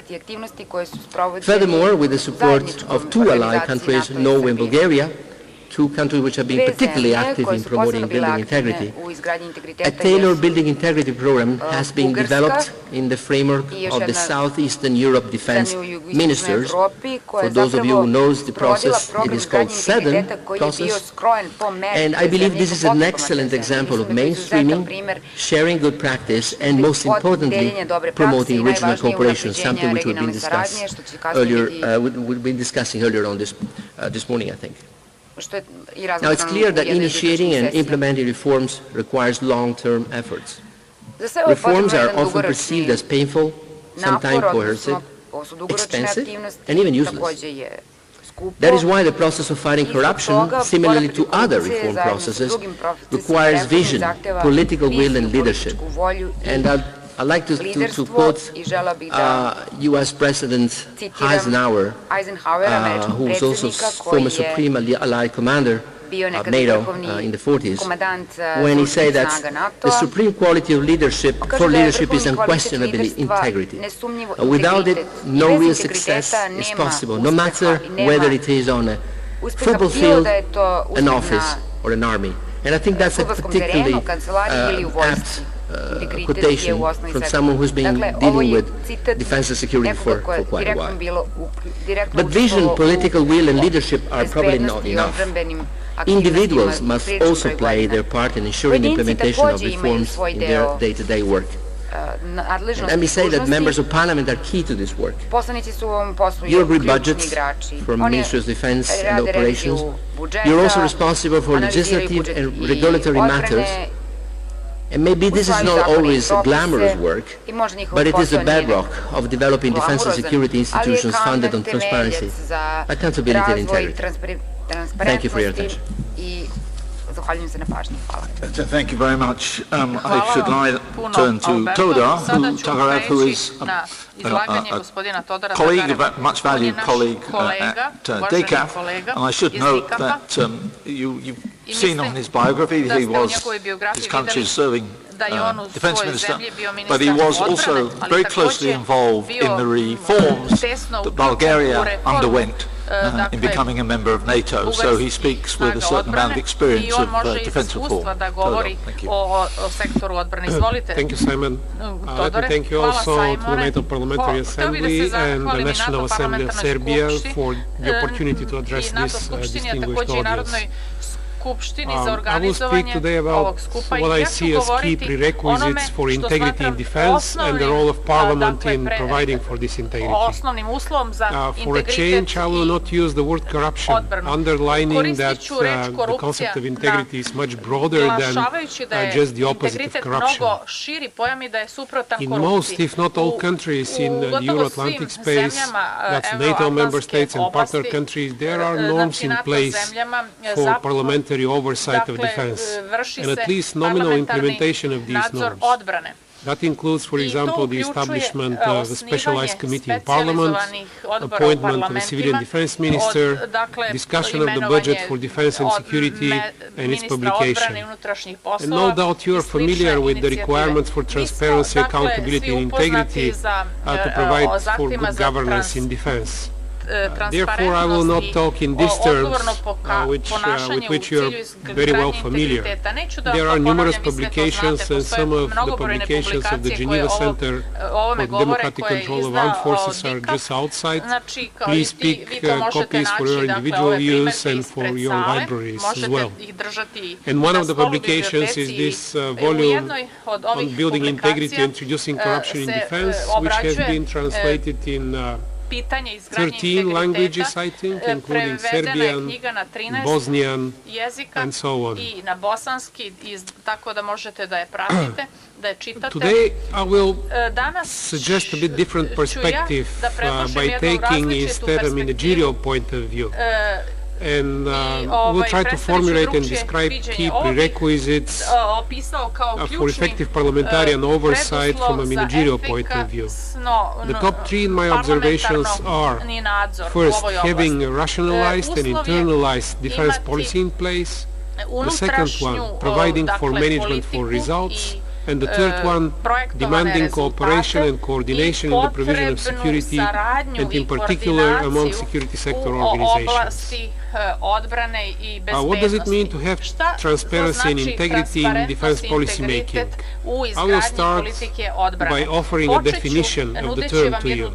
I'm sure some of you very clearly understand that, but others, in my observations, probably do not. Defense policy is the declaration of the state leadership on the adopted course of action in the area of defense that predetermines and guides future decisions and actions in defense. This declaration defines goals through elaboration of missions of the armed forces and levels of ambition, ways to achieve these goals, sometimes referred to as defense strategy, and means, that is, the future armed forces, or more generally, the defense capabilities the country will develop and maintain. All these need to be balanced with clear understanding of planning risks and the required resource allocation. Further, as the late Professor David Greenwood eloquently phrased it, this declaration needs to be adequate, acceptable, affordable, adequate to the current and foreseen security environment, acceptable by the society, allies, partners, acceptable in view of international norms. I will just make a side remark. You have probably heard that Lithuania decided to reintroduce conscription. Well, last week I was at a dinner with a 30-year-old Lithuanian medical doctor, PhD from the United States, specializing in brain surgery. And he's asking me, Sona, what? Of course I will go and serve, but wouldn't that be just a loss of time, a loss of an important asset for the country? And then the question, of course, is how Parliament regulates this, and do you try to regulate all the exceptions, or you try to introduce some other measures? And the third criteria is that this declaration needs to be affordable. That is, the country has and is ready to allocate to defense the foreseen human, technological and financial resources. The question is also, who is this state leadership in the proposed definition? In some countries, this is the senior executive body, a cabinet or a council of ministers, which adopts a document often called Defense White Paper and announces it publicly. In other countries, this document is discussed and voted by Parliament. In any case, transparency and integrity mean that not only that the document is public and publicly discussed, but also that it describes a balanced, acceptable, adequate and affordable policy.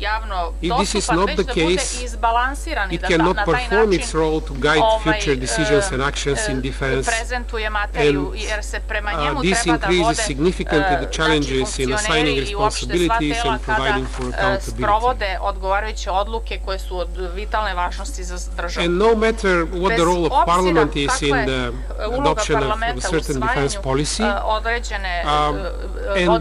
the fact that the executive has the key role in defense management, the Parliament always plays a role through the so-called power of the purse.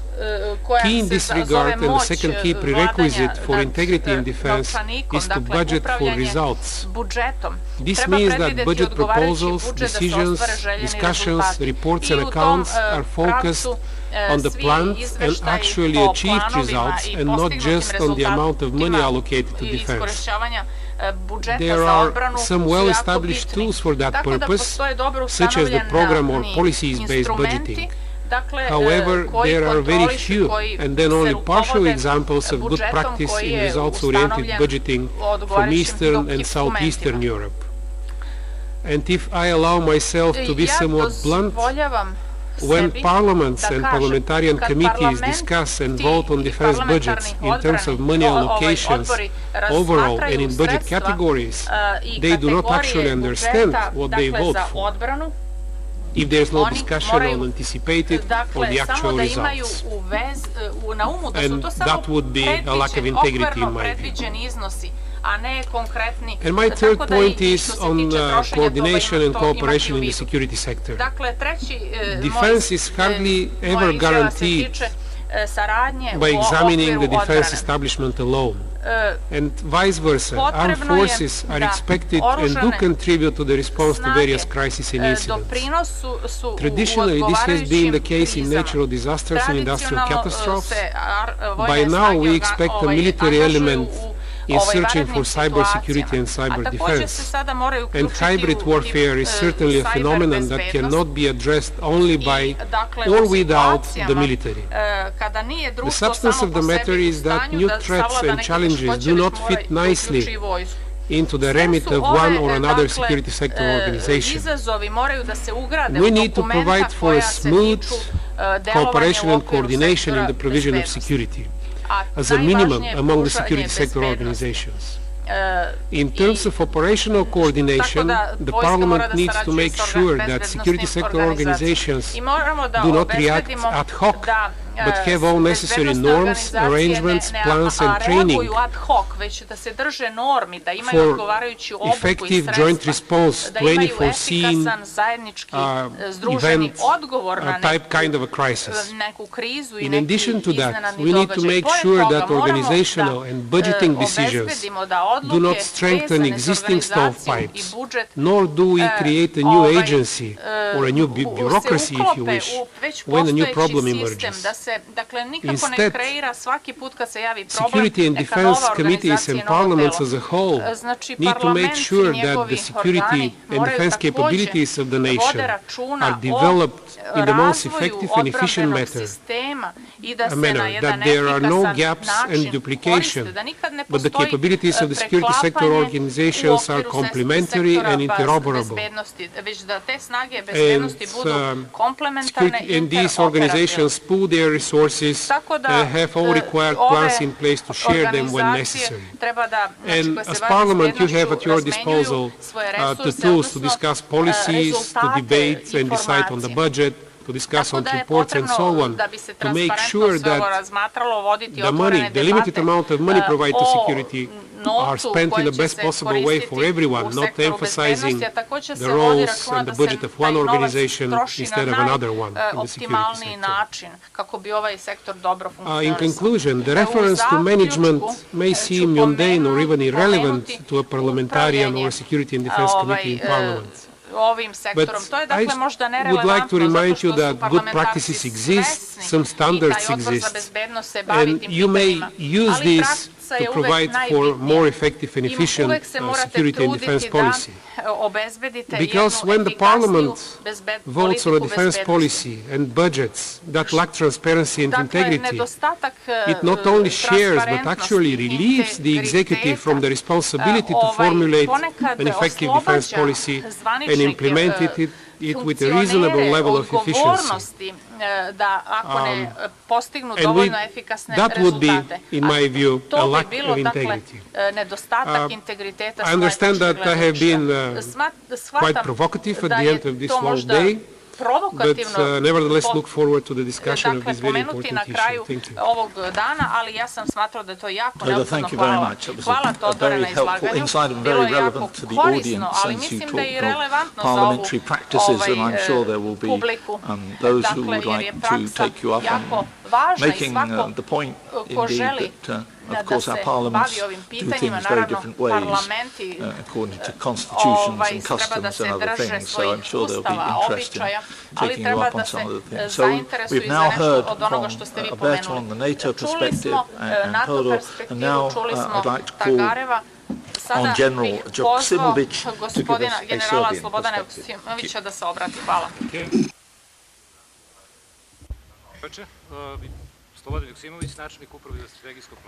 I'm Slobodan Jokinovic, I'm Strategic Planning Department, Defense Policy Sector Brigadier General. Ladies and gentlemen, I will be, in my speech, complimentary. I will try to follow suit to what has been already said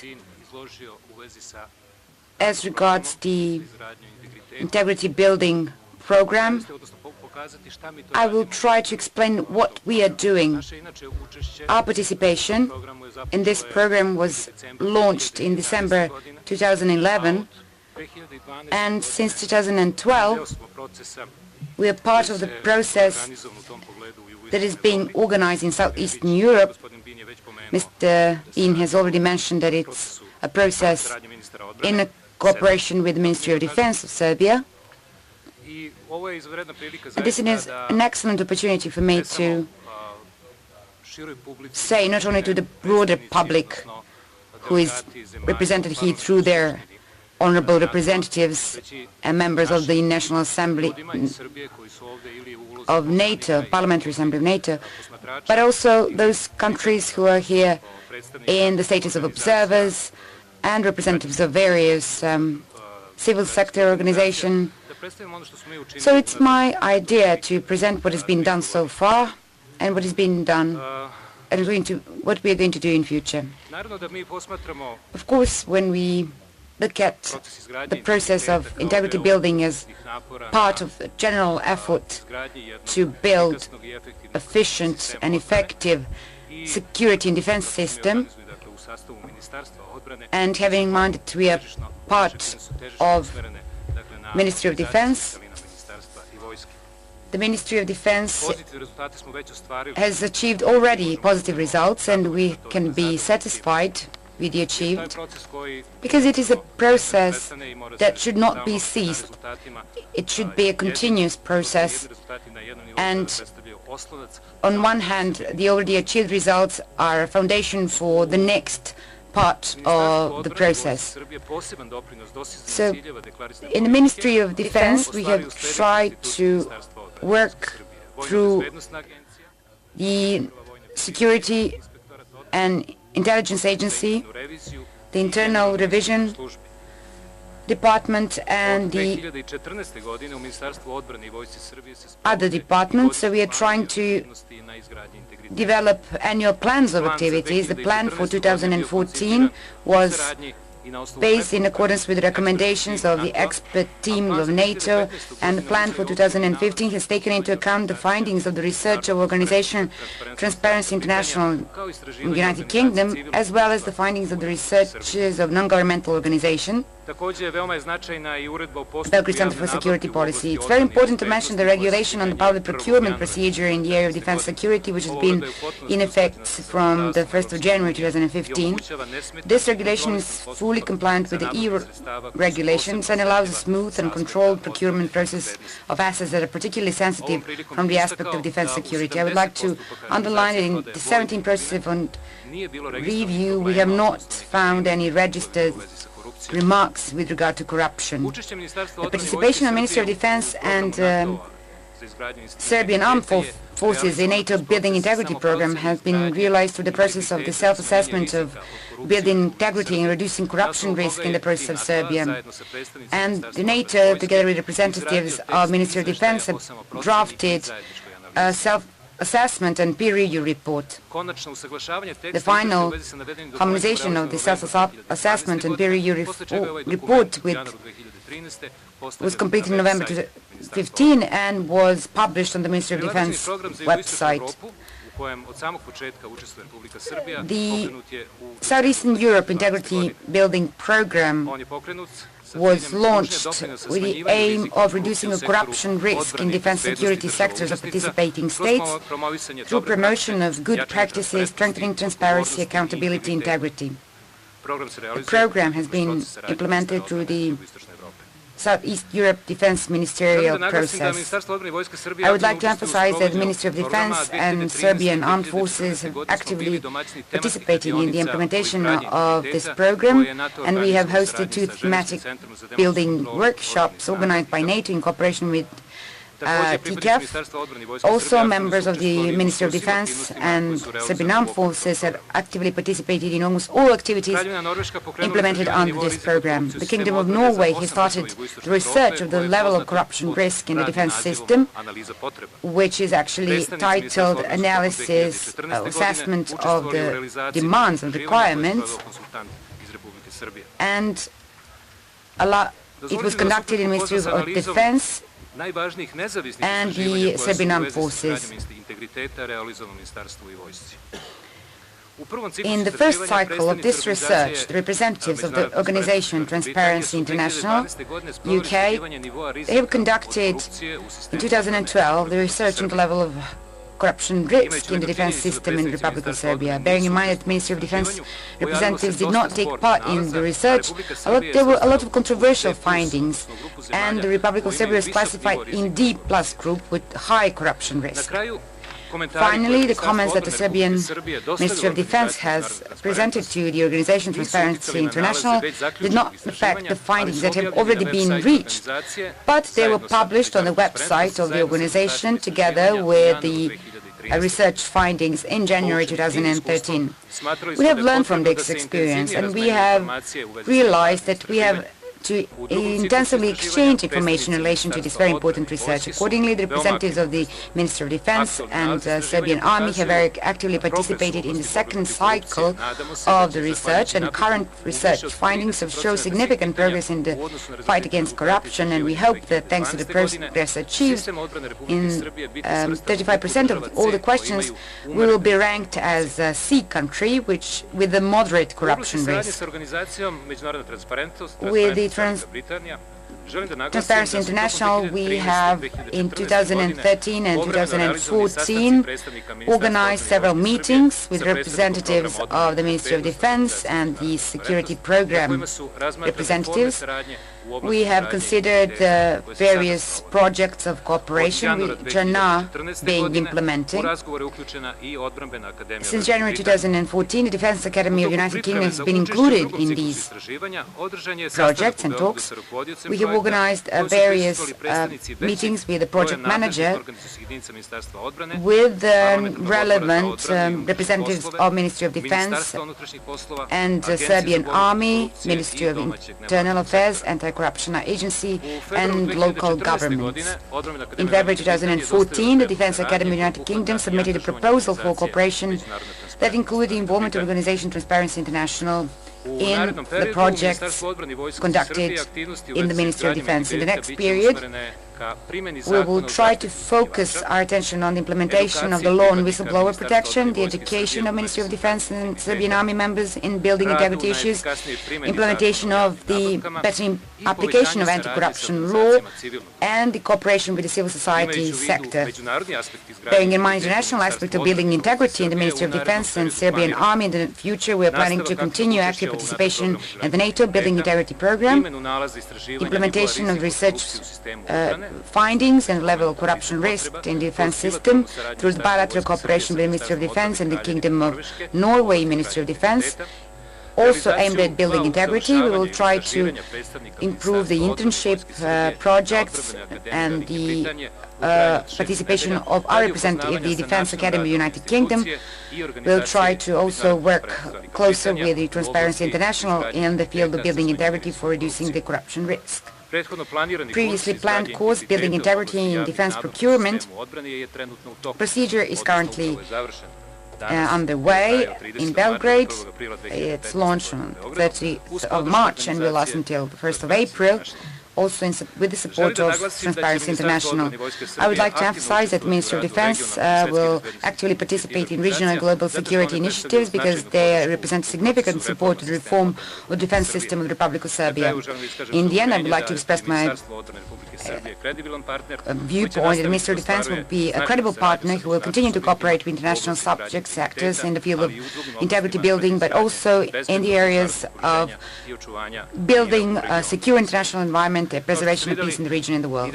As you've seen, the core idea behind it all was to improve our work, what the Ministry of Defense is doing, what the Serbian Army is doing, and the coordination role has the Institute for Strategic Planning and members of this institute. Some of them are present here with us.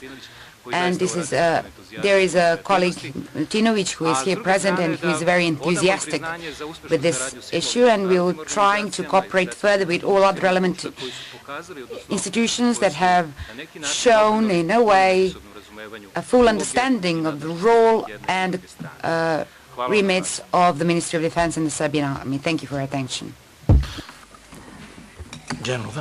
Hvala, gospodine generale, na veoma zanimljivom predstavljanju nacionalne strategije odbrane i pitanja vezani za to. Imamo, dakle, sada pitanje odgovore. Lord Hamilton, hvala, gospodine predsjedavajući.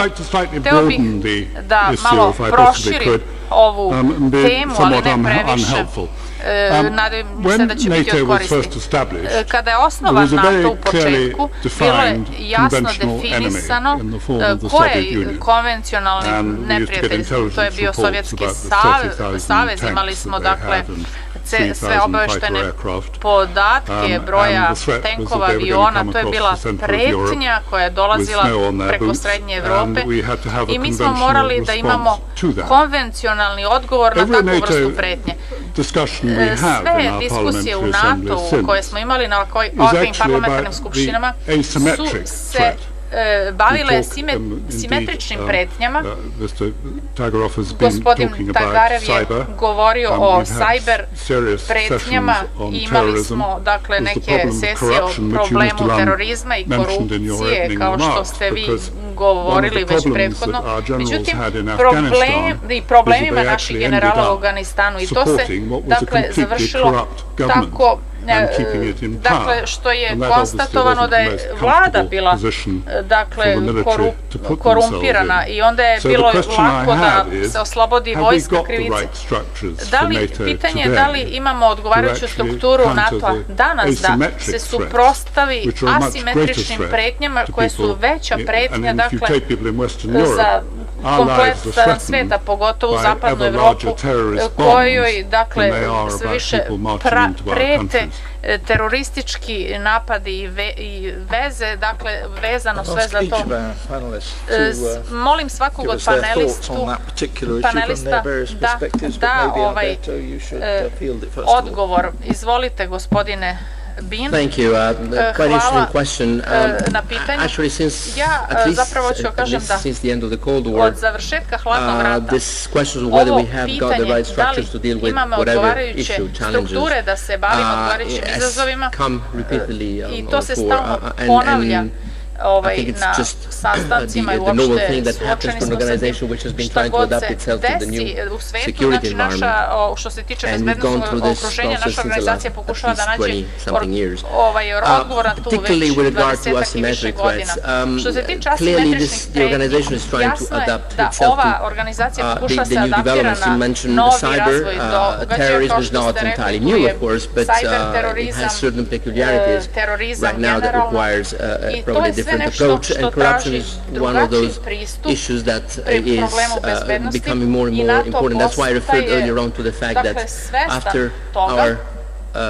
Experiences in Afghanistan in particular, military commanders have been trying hard to embed fighting against corruption even in the planning, preparation, and even conduct of military exercises to prepare themselves to deal with these issues, whether in Afghanistan or elsewhere in future operations. So it is a kind of constant process of adaptation that characterizes the alliance. And the fact that this program has been established back in 2007 shows that there were already indications that something had to be done, particularly with regard to corruption. I could mention several other issues in this regard. But one thing that I think you pointed out, this reference to asymmetric threats and the need to counter those threats and counter hybrid strategies, for instance, in a way which is not a traditional way, let me put it this way, has become clearly an important point of discussion right now. We had recently a summit in Wales, in the UK, where precisely the question of hybrid threats have been thoroughly discussed and a number of actions have been taken.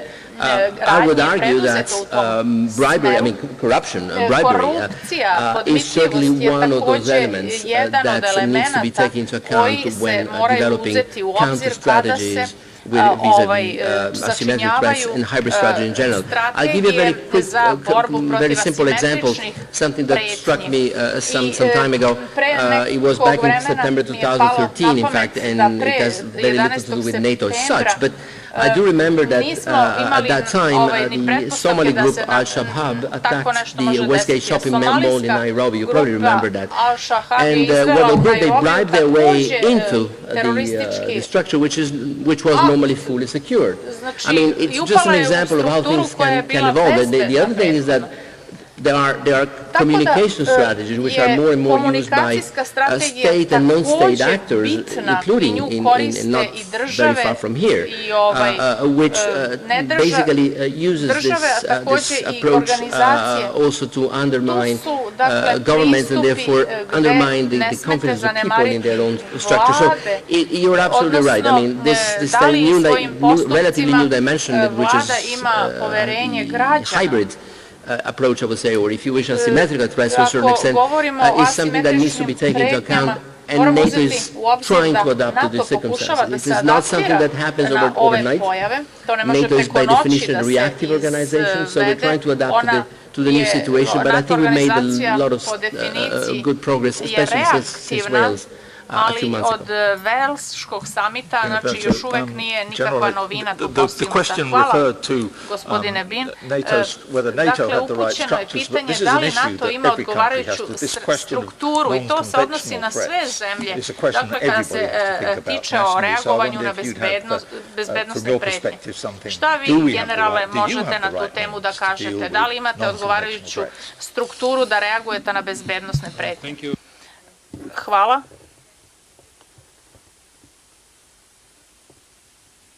Molim vas mikrofon. I have to agree with my esteemed colleague, Mr. Hamilton, and our national strategy on defense also provides for the possibilities of armed aggression on our country. There is a small possibility of aggression, actually, but the greater challenges of asymmetric threats, this is a popular term, hybrid threats, actually, and when our response, the response of our system is concerned, of the Ministry of Defense and the Armed Forces of Serbia, that activities are directed actually in the in order to prepare our response, effective response, and to build capabilities and capacities in order to counter cyber threats. We have, for instance, within the PARP program, over 40 activities that we developed, and over a dozen of them actually provide for the facing the cyber threats and other security threats. The integrity building program, I'd like to link this question with the topic of this panel. It's really important because by introduction of the topic of the integrity building into the program of our unit's preparation for peacekeeping, we just got acquainted with the overall environmental threats present in our environment, and we are ready to face also asymmetric threats. Serbia does not aspire to become a NATO member state, but it is active within PFP program. But of course, MOD and Serbian army has the common view of NATO, and there is a room for cooperation in this field, of course. Well, I think that the military and the NATO is finding the way to counter asymmetric threats. It not be as fast as we would like it to be, but NATO, following the decisions of the last summit, already pre-deployed some elements of infrastructure, some equipment, started conducting regular exercises in the countries to the east. It announced the very high readiness joint task force, and we expect here that soon that it will be operational.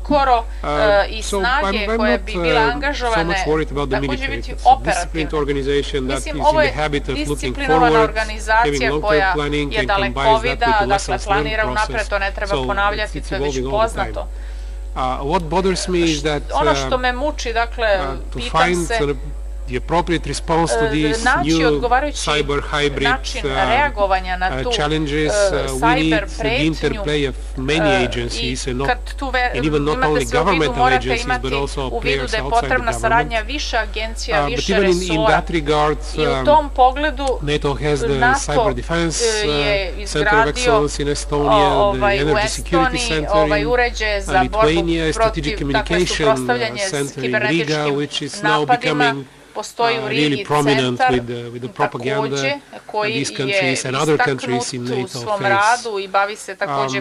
Otherwise, the military just does not play a role in certain cases. I read earlier today about this woman from Kazakhstan who repeatedly called abusive names to all the Kazakhs and all non-Russians living in Kazakhstan and propagated the idea that Kazakhstan should follow suit with Crimea. And she's sentenced. The news is that she's sentenced. Okay, this is an important part of countering the challenge or the threat, but not part of the military. And there are many in between military roles and purely civilian roles. And we still have to find ways to provide for smooth and effective cooperation. Bavimo načinom za jednu neometanu saradnju. Tako da to imate u vidu. Hvala. Dakle, viši zvaničnik sa moje leve strane me je upozorio da moramo sada da uzmemo sva pitanja i da odgovorimo, inače ćemo zakasniti na večeru. Ako mogu da pozovem predstavnika iz Jermenije da postavi pitanje. Izvolite. Moje pitanje je namenjeno Alberto Binu. Vi ste istakli već značaj parliamentary scrutiny over the defense and security sector sektora bezbednosti in the context of building integrity. As we know, the strengthening of democratic control in this field is one of the important directions in IPAP of some partner countries. So my question is, what could be assistance of NATO in strengthening of parliamentary oversight in the context of building integrity? Are there any specific program in this regard? Thank you.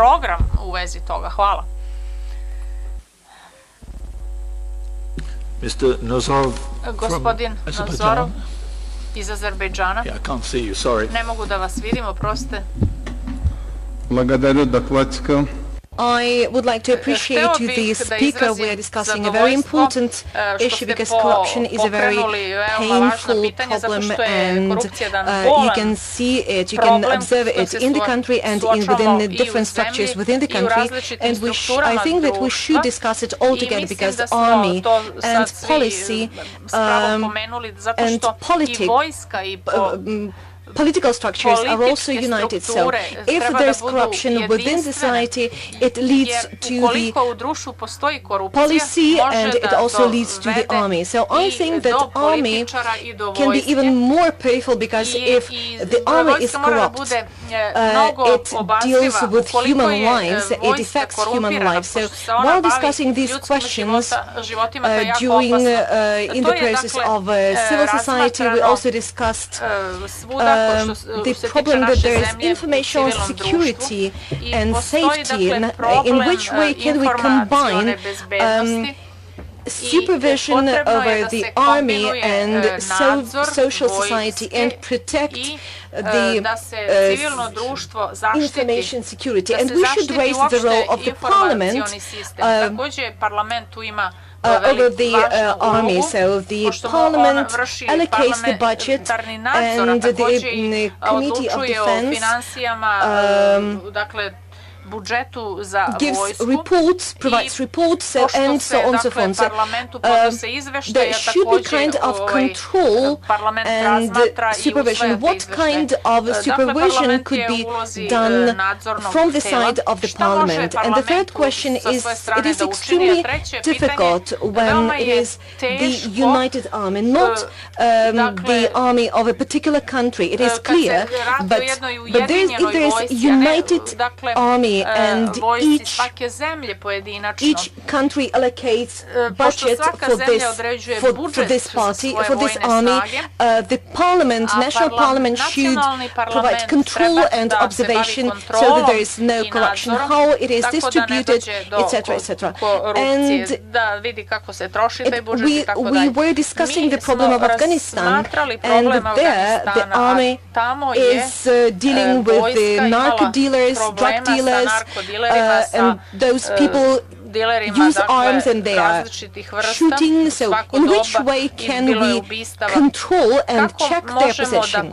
So in our army, we have some units which are serving in Afghanistan as peace forces, and we also have a lot of issues in this area. So those are questions I would like to get answered to. So what is your practice, and in which way we could control or do this? Lately we had discussion upon the trade of weapons.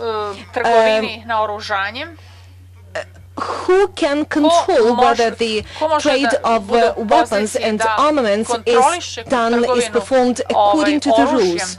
So in which way can we organize it, the whole process of supervision and control? Thank you for that question.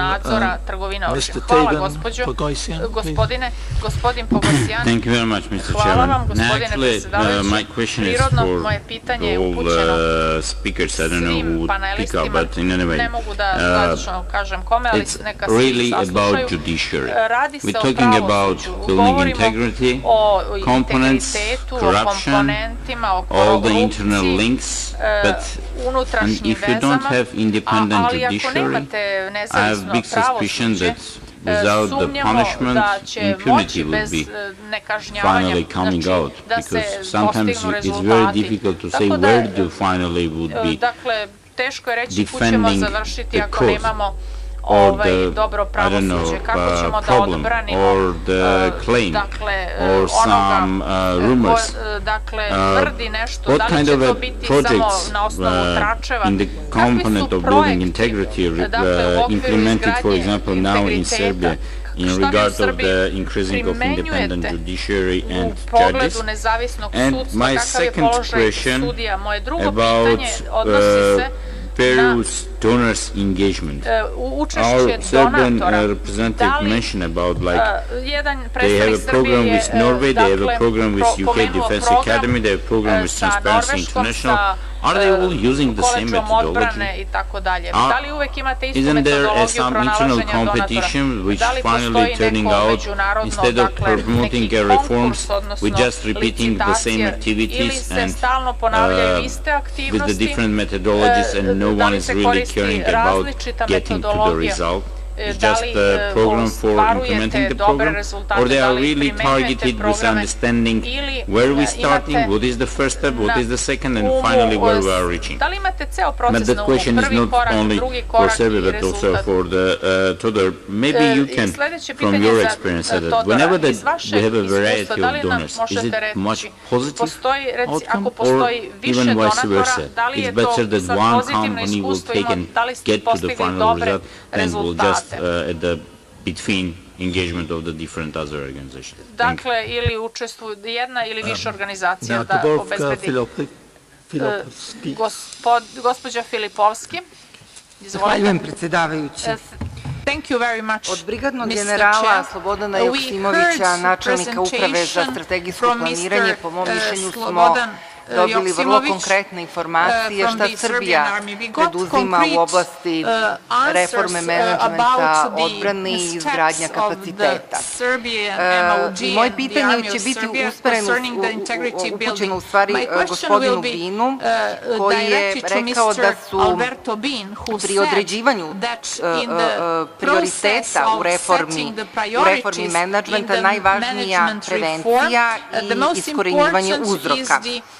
Kako, po vašem mišljenju, otkriti na najbolji način propuste, odnosno najslabije tačke, i s obzirom da ste spomenuli primjer Bugarske, možda vi ili gospodin Tagarev, da kažu neke konkretne primere, kako to Bugarska primenjuje reforme po meri integriteta te zemlje. Zahvaljujem. Bulgaria has implemented reform in the sense of integrity building. Thank you very much. And then finally, Mr. Fernand Na kraju, gospodin Fernand Kurd iz Luksemburga. Hvala, gospodine. Thank you, Mr. Chairman. If I may, I would also like to go back to the current position and situation in Afghanistan. A number of speakers have underlined the fact that we have contributed in keeping in power a highly corrupt government. Since last year, we have entrusted security of Afghanistan to the Afghan authorities, the national security forces and the Afghan army. Now we all know that this country is being ruled by landlords, and most of them take advantage of the income from drug trafficking. In that context, a number of allies, including Luxembourg, have been spending huge amounts in order to strengthen the Afghan army. So my question is, do you have any idea of the level of integrity of the Afghan army, and are there any supervision measures in place to make sure that all the money which is being spent in Afghanistan is properly used? Se troši novac odvojen za ove svrhe u Afganistanu. Much for that series of questions, which I think will keep us going for the next 5 minutes. I'm going to go from left to right. So, Togan, will you take which questions did you feel are within your remit? And let's try and keep the answers relatively brief. I think they're very good questions, so let's try and keep the answers reasonably brief. Thank you. I will start with the questions from Azerbaijan about the oversight of the way the budget is spent. No one expects that parliamentarians have all the necessary expertise to examine in detail how the budget is spent, but you have at your disposal a National Audit Office. However it is called, it does a lot of that work for you, and you may have also other organizations. There are some good practices. If you're interested in the way the budget of a particular procurement is spent, you can hire, I don't know, academic department who would do that for you, or someone else with the expertise. So there are opportunities. About the potential contradiction between oversight on behalf of the society, civil society organizations, and the protection of information. There are ways to do that without damaging the information security, as you phrased it, of the military, because a lot, at least in Western countries, in European countries, can be judged based on public information. Enormous amount of analysis can be done based on public information. And on occasion, if you want something really detailed analysis, then you can always find one or two outsiders, people who do not have a personal stake in the issue, to do the analysis for you when they're cleared. They have the clearance. Regarding the control of the budget of Объединенная армия, how is that? The combined forces?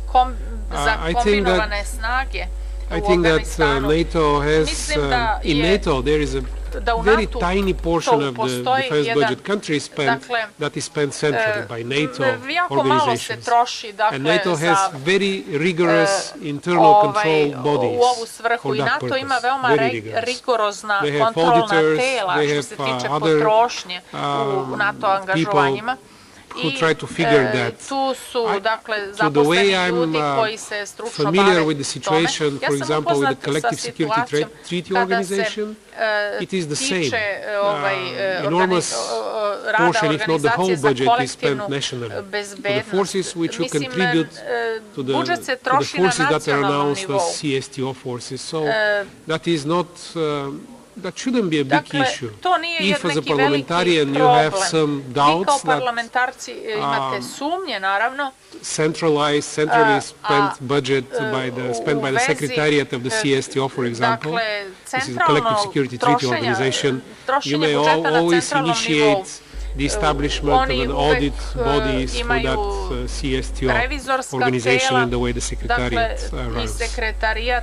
On Tevan's question about the multitude of, as you put it, donors coming to Armenia in your case and providing advice, well, since I have been advisor to Ukraine for many years, in Ukraine it took about 5 years before international organizations massively present there after the Orange Revolution sat together and tried to figure out who does what with the participation of the host country.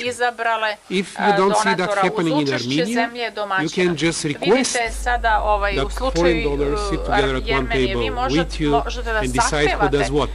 And whether they follow a single methodology or they provide a diversity of approaches, which also may have its own benefits, to get diverse views on an issue. And the last question I will address is for the reforms Bulgaria did in integrity building. Well, we did a lot to increase transparency. Basically, the results of the self-assessment study were made public. Everyone can read that, and they show certain vulnerabilities. And once the Ministry of Defense has on its own side here, here, and here, we have weak spots, then it's very natural that others start asking, okay, did you resolve this problem already? Did you resolve that problem? And technically, we have some good experience to share with program-based budgeting, with the establishment of these independent auditors on procurement cases, with regulating the offset arrangements in the country, and others. If you're interested, I can provide some literature. Zainteresovani mogu vam poslati detaljne informacije. Hvala.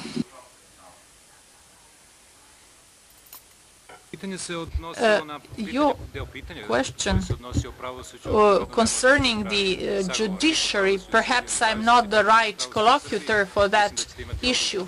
I think that some of the MPs and lawyers who can give more adequate answer. Concerning countering corruption in the MOD and the Serbian army, we've got independent institutions who perform their job in this field, and these are military intelligence agency, defense inspectorate, general inspector of the security services. So this is quite independent of the topic we discussed today. This is integrity building.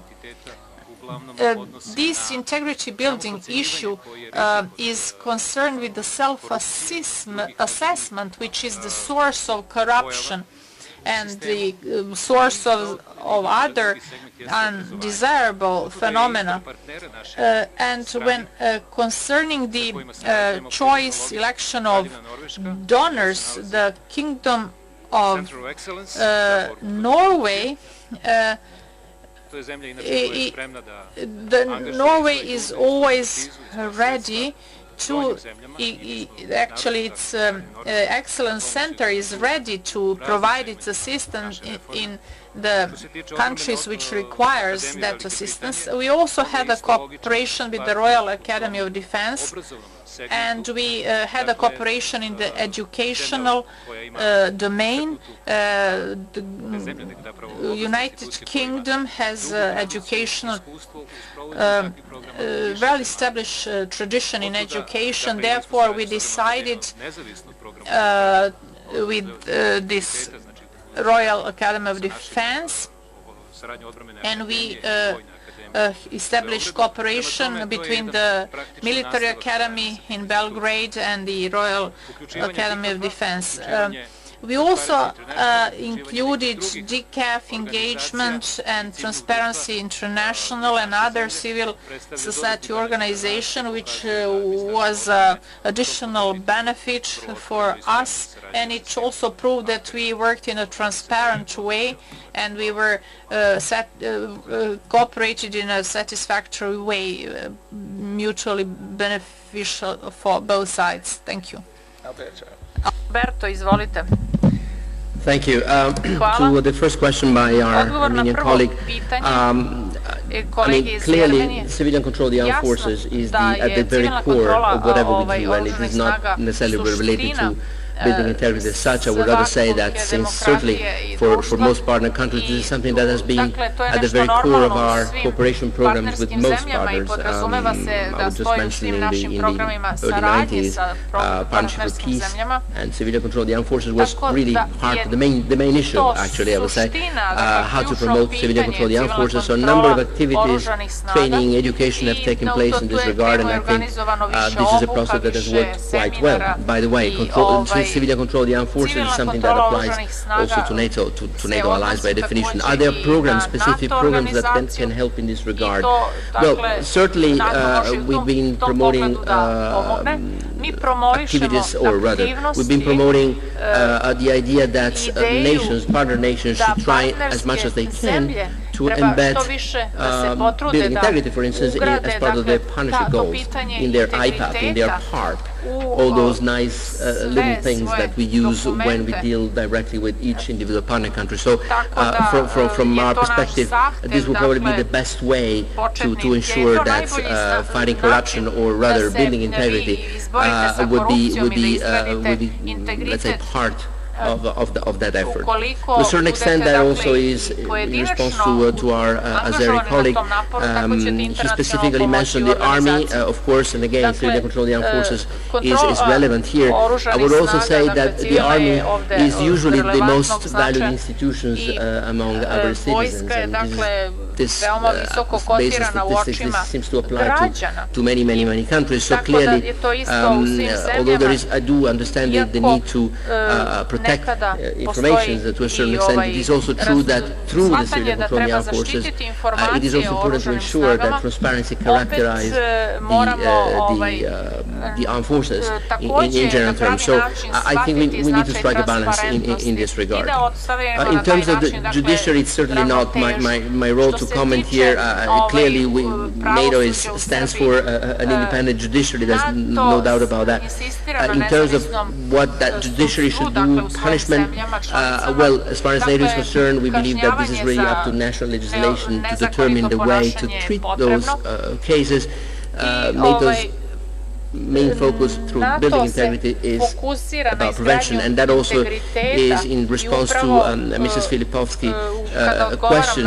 When I say that for us the priority is prevention, I just mean that as far as NATO is concerned, we believe that this is the best option for an organization which does not want to become intrusive. Let me put it this way. It is entirely up to each country to determine the procedures through national legislation about prosecution, about detention. Our main concern is to help nations who are interested in this kind of process to use tools that are available, good practices that are shared among different countries to try and prevent precisely corruption by raising awareness about corruption. And our best instrument to do so is education and training. So that is why we're putting so much emphasis on this specific aspect. How can this be achieved? Well, I think the General already mentioned the Serbian case, but also Todor when he mentioned the case of Bulgaria. We have a process in place starting with a self-assessment, and being a self-assessment, it means that each country takes its own responsibility in terms of defining where the potential problems are. We then go through a peer review. In other words, we do use the knowledge and the know-how of subject matter experts coming from different countries, sometimes even international organizations, who help to, let's say, establish where the gaps are and how to fill those gaps. And then, of course, we have a number of tools available that are made available to all NATO and partner countries. Pour répondre à la question de notre collègue To answer the question by Luxembourg now, have we got any statistics and to have an insight into the level of integrity in the Afghan forces? I can't reply to that question, unfortunately, but I can tell you that there has been, during the ISAF period, the International Assistance Force in Afghanistan, led by NATO, there was a number of structures put in place in order to supervise koje su nadzirale trošenje, ne čujem ništa. The flows of money which were allocated for the army from Japan to all Western European countries. Now, I'm in no position to provide you with any figures. However, these structures were set up at the time in order to find out whether the Afghan forces and army are in a position to actually use this money as they should. Now, clearly with this new NATO mission, there's still a long road to cover, and we will have to deal with this issue in future. Now, have there been any measures to make sure that the level of integrity of Afghan armies comply with international standards? That's another question, of course. A number of procedures have been provided for. There's a special allocation fund, trust fund, to make sure that the money is properly spent. And there's also an international procedure, a process which is being managed by the international community, the Tokyo process and the Istanbul procedure, which brings together Afghans but also neighboring countries. And there are a number of prerequisites, the conditionality principle, in order to address this issue, whether it is working or not. Slowly, surely but slowly, things are improving, so we are trying to make efforts in that field, but we are trying to make sure that the Afghans are in a position to realize that there are problems, what the problems are, corruption within the army, within defense structure, the Ministry of Defense or the Ministry of the Interior. So this is a long-winded, a time-consuming process which might have ended in the best possible results in the short term. Words from here. Despite all of the things we do together in defense, I think it's always important to remember that defense rests still as a national responsibility. Defense expenditure is a national responsibility. Command of your forces is a national responsibility. And therefore it brings it all back to you all as parliamentarians, because at the end of the day, all of that means it comes under your responsibility as the final political accountability people. And that's in fact why we have the word democratic control of armed forces in the expression DECAF. With that, I'd like to thank you all for staying, the questions, the debate, and I'd like to say thank you to the panel, to all three, for some very good contributions. And I'm sure many of these issues can be picked up this evening over a glass of wine. So thank you very much. Thanks to the panel. Hvala vam svima.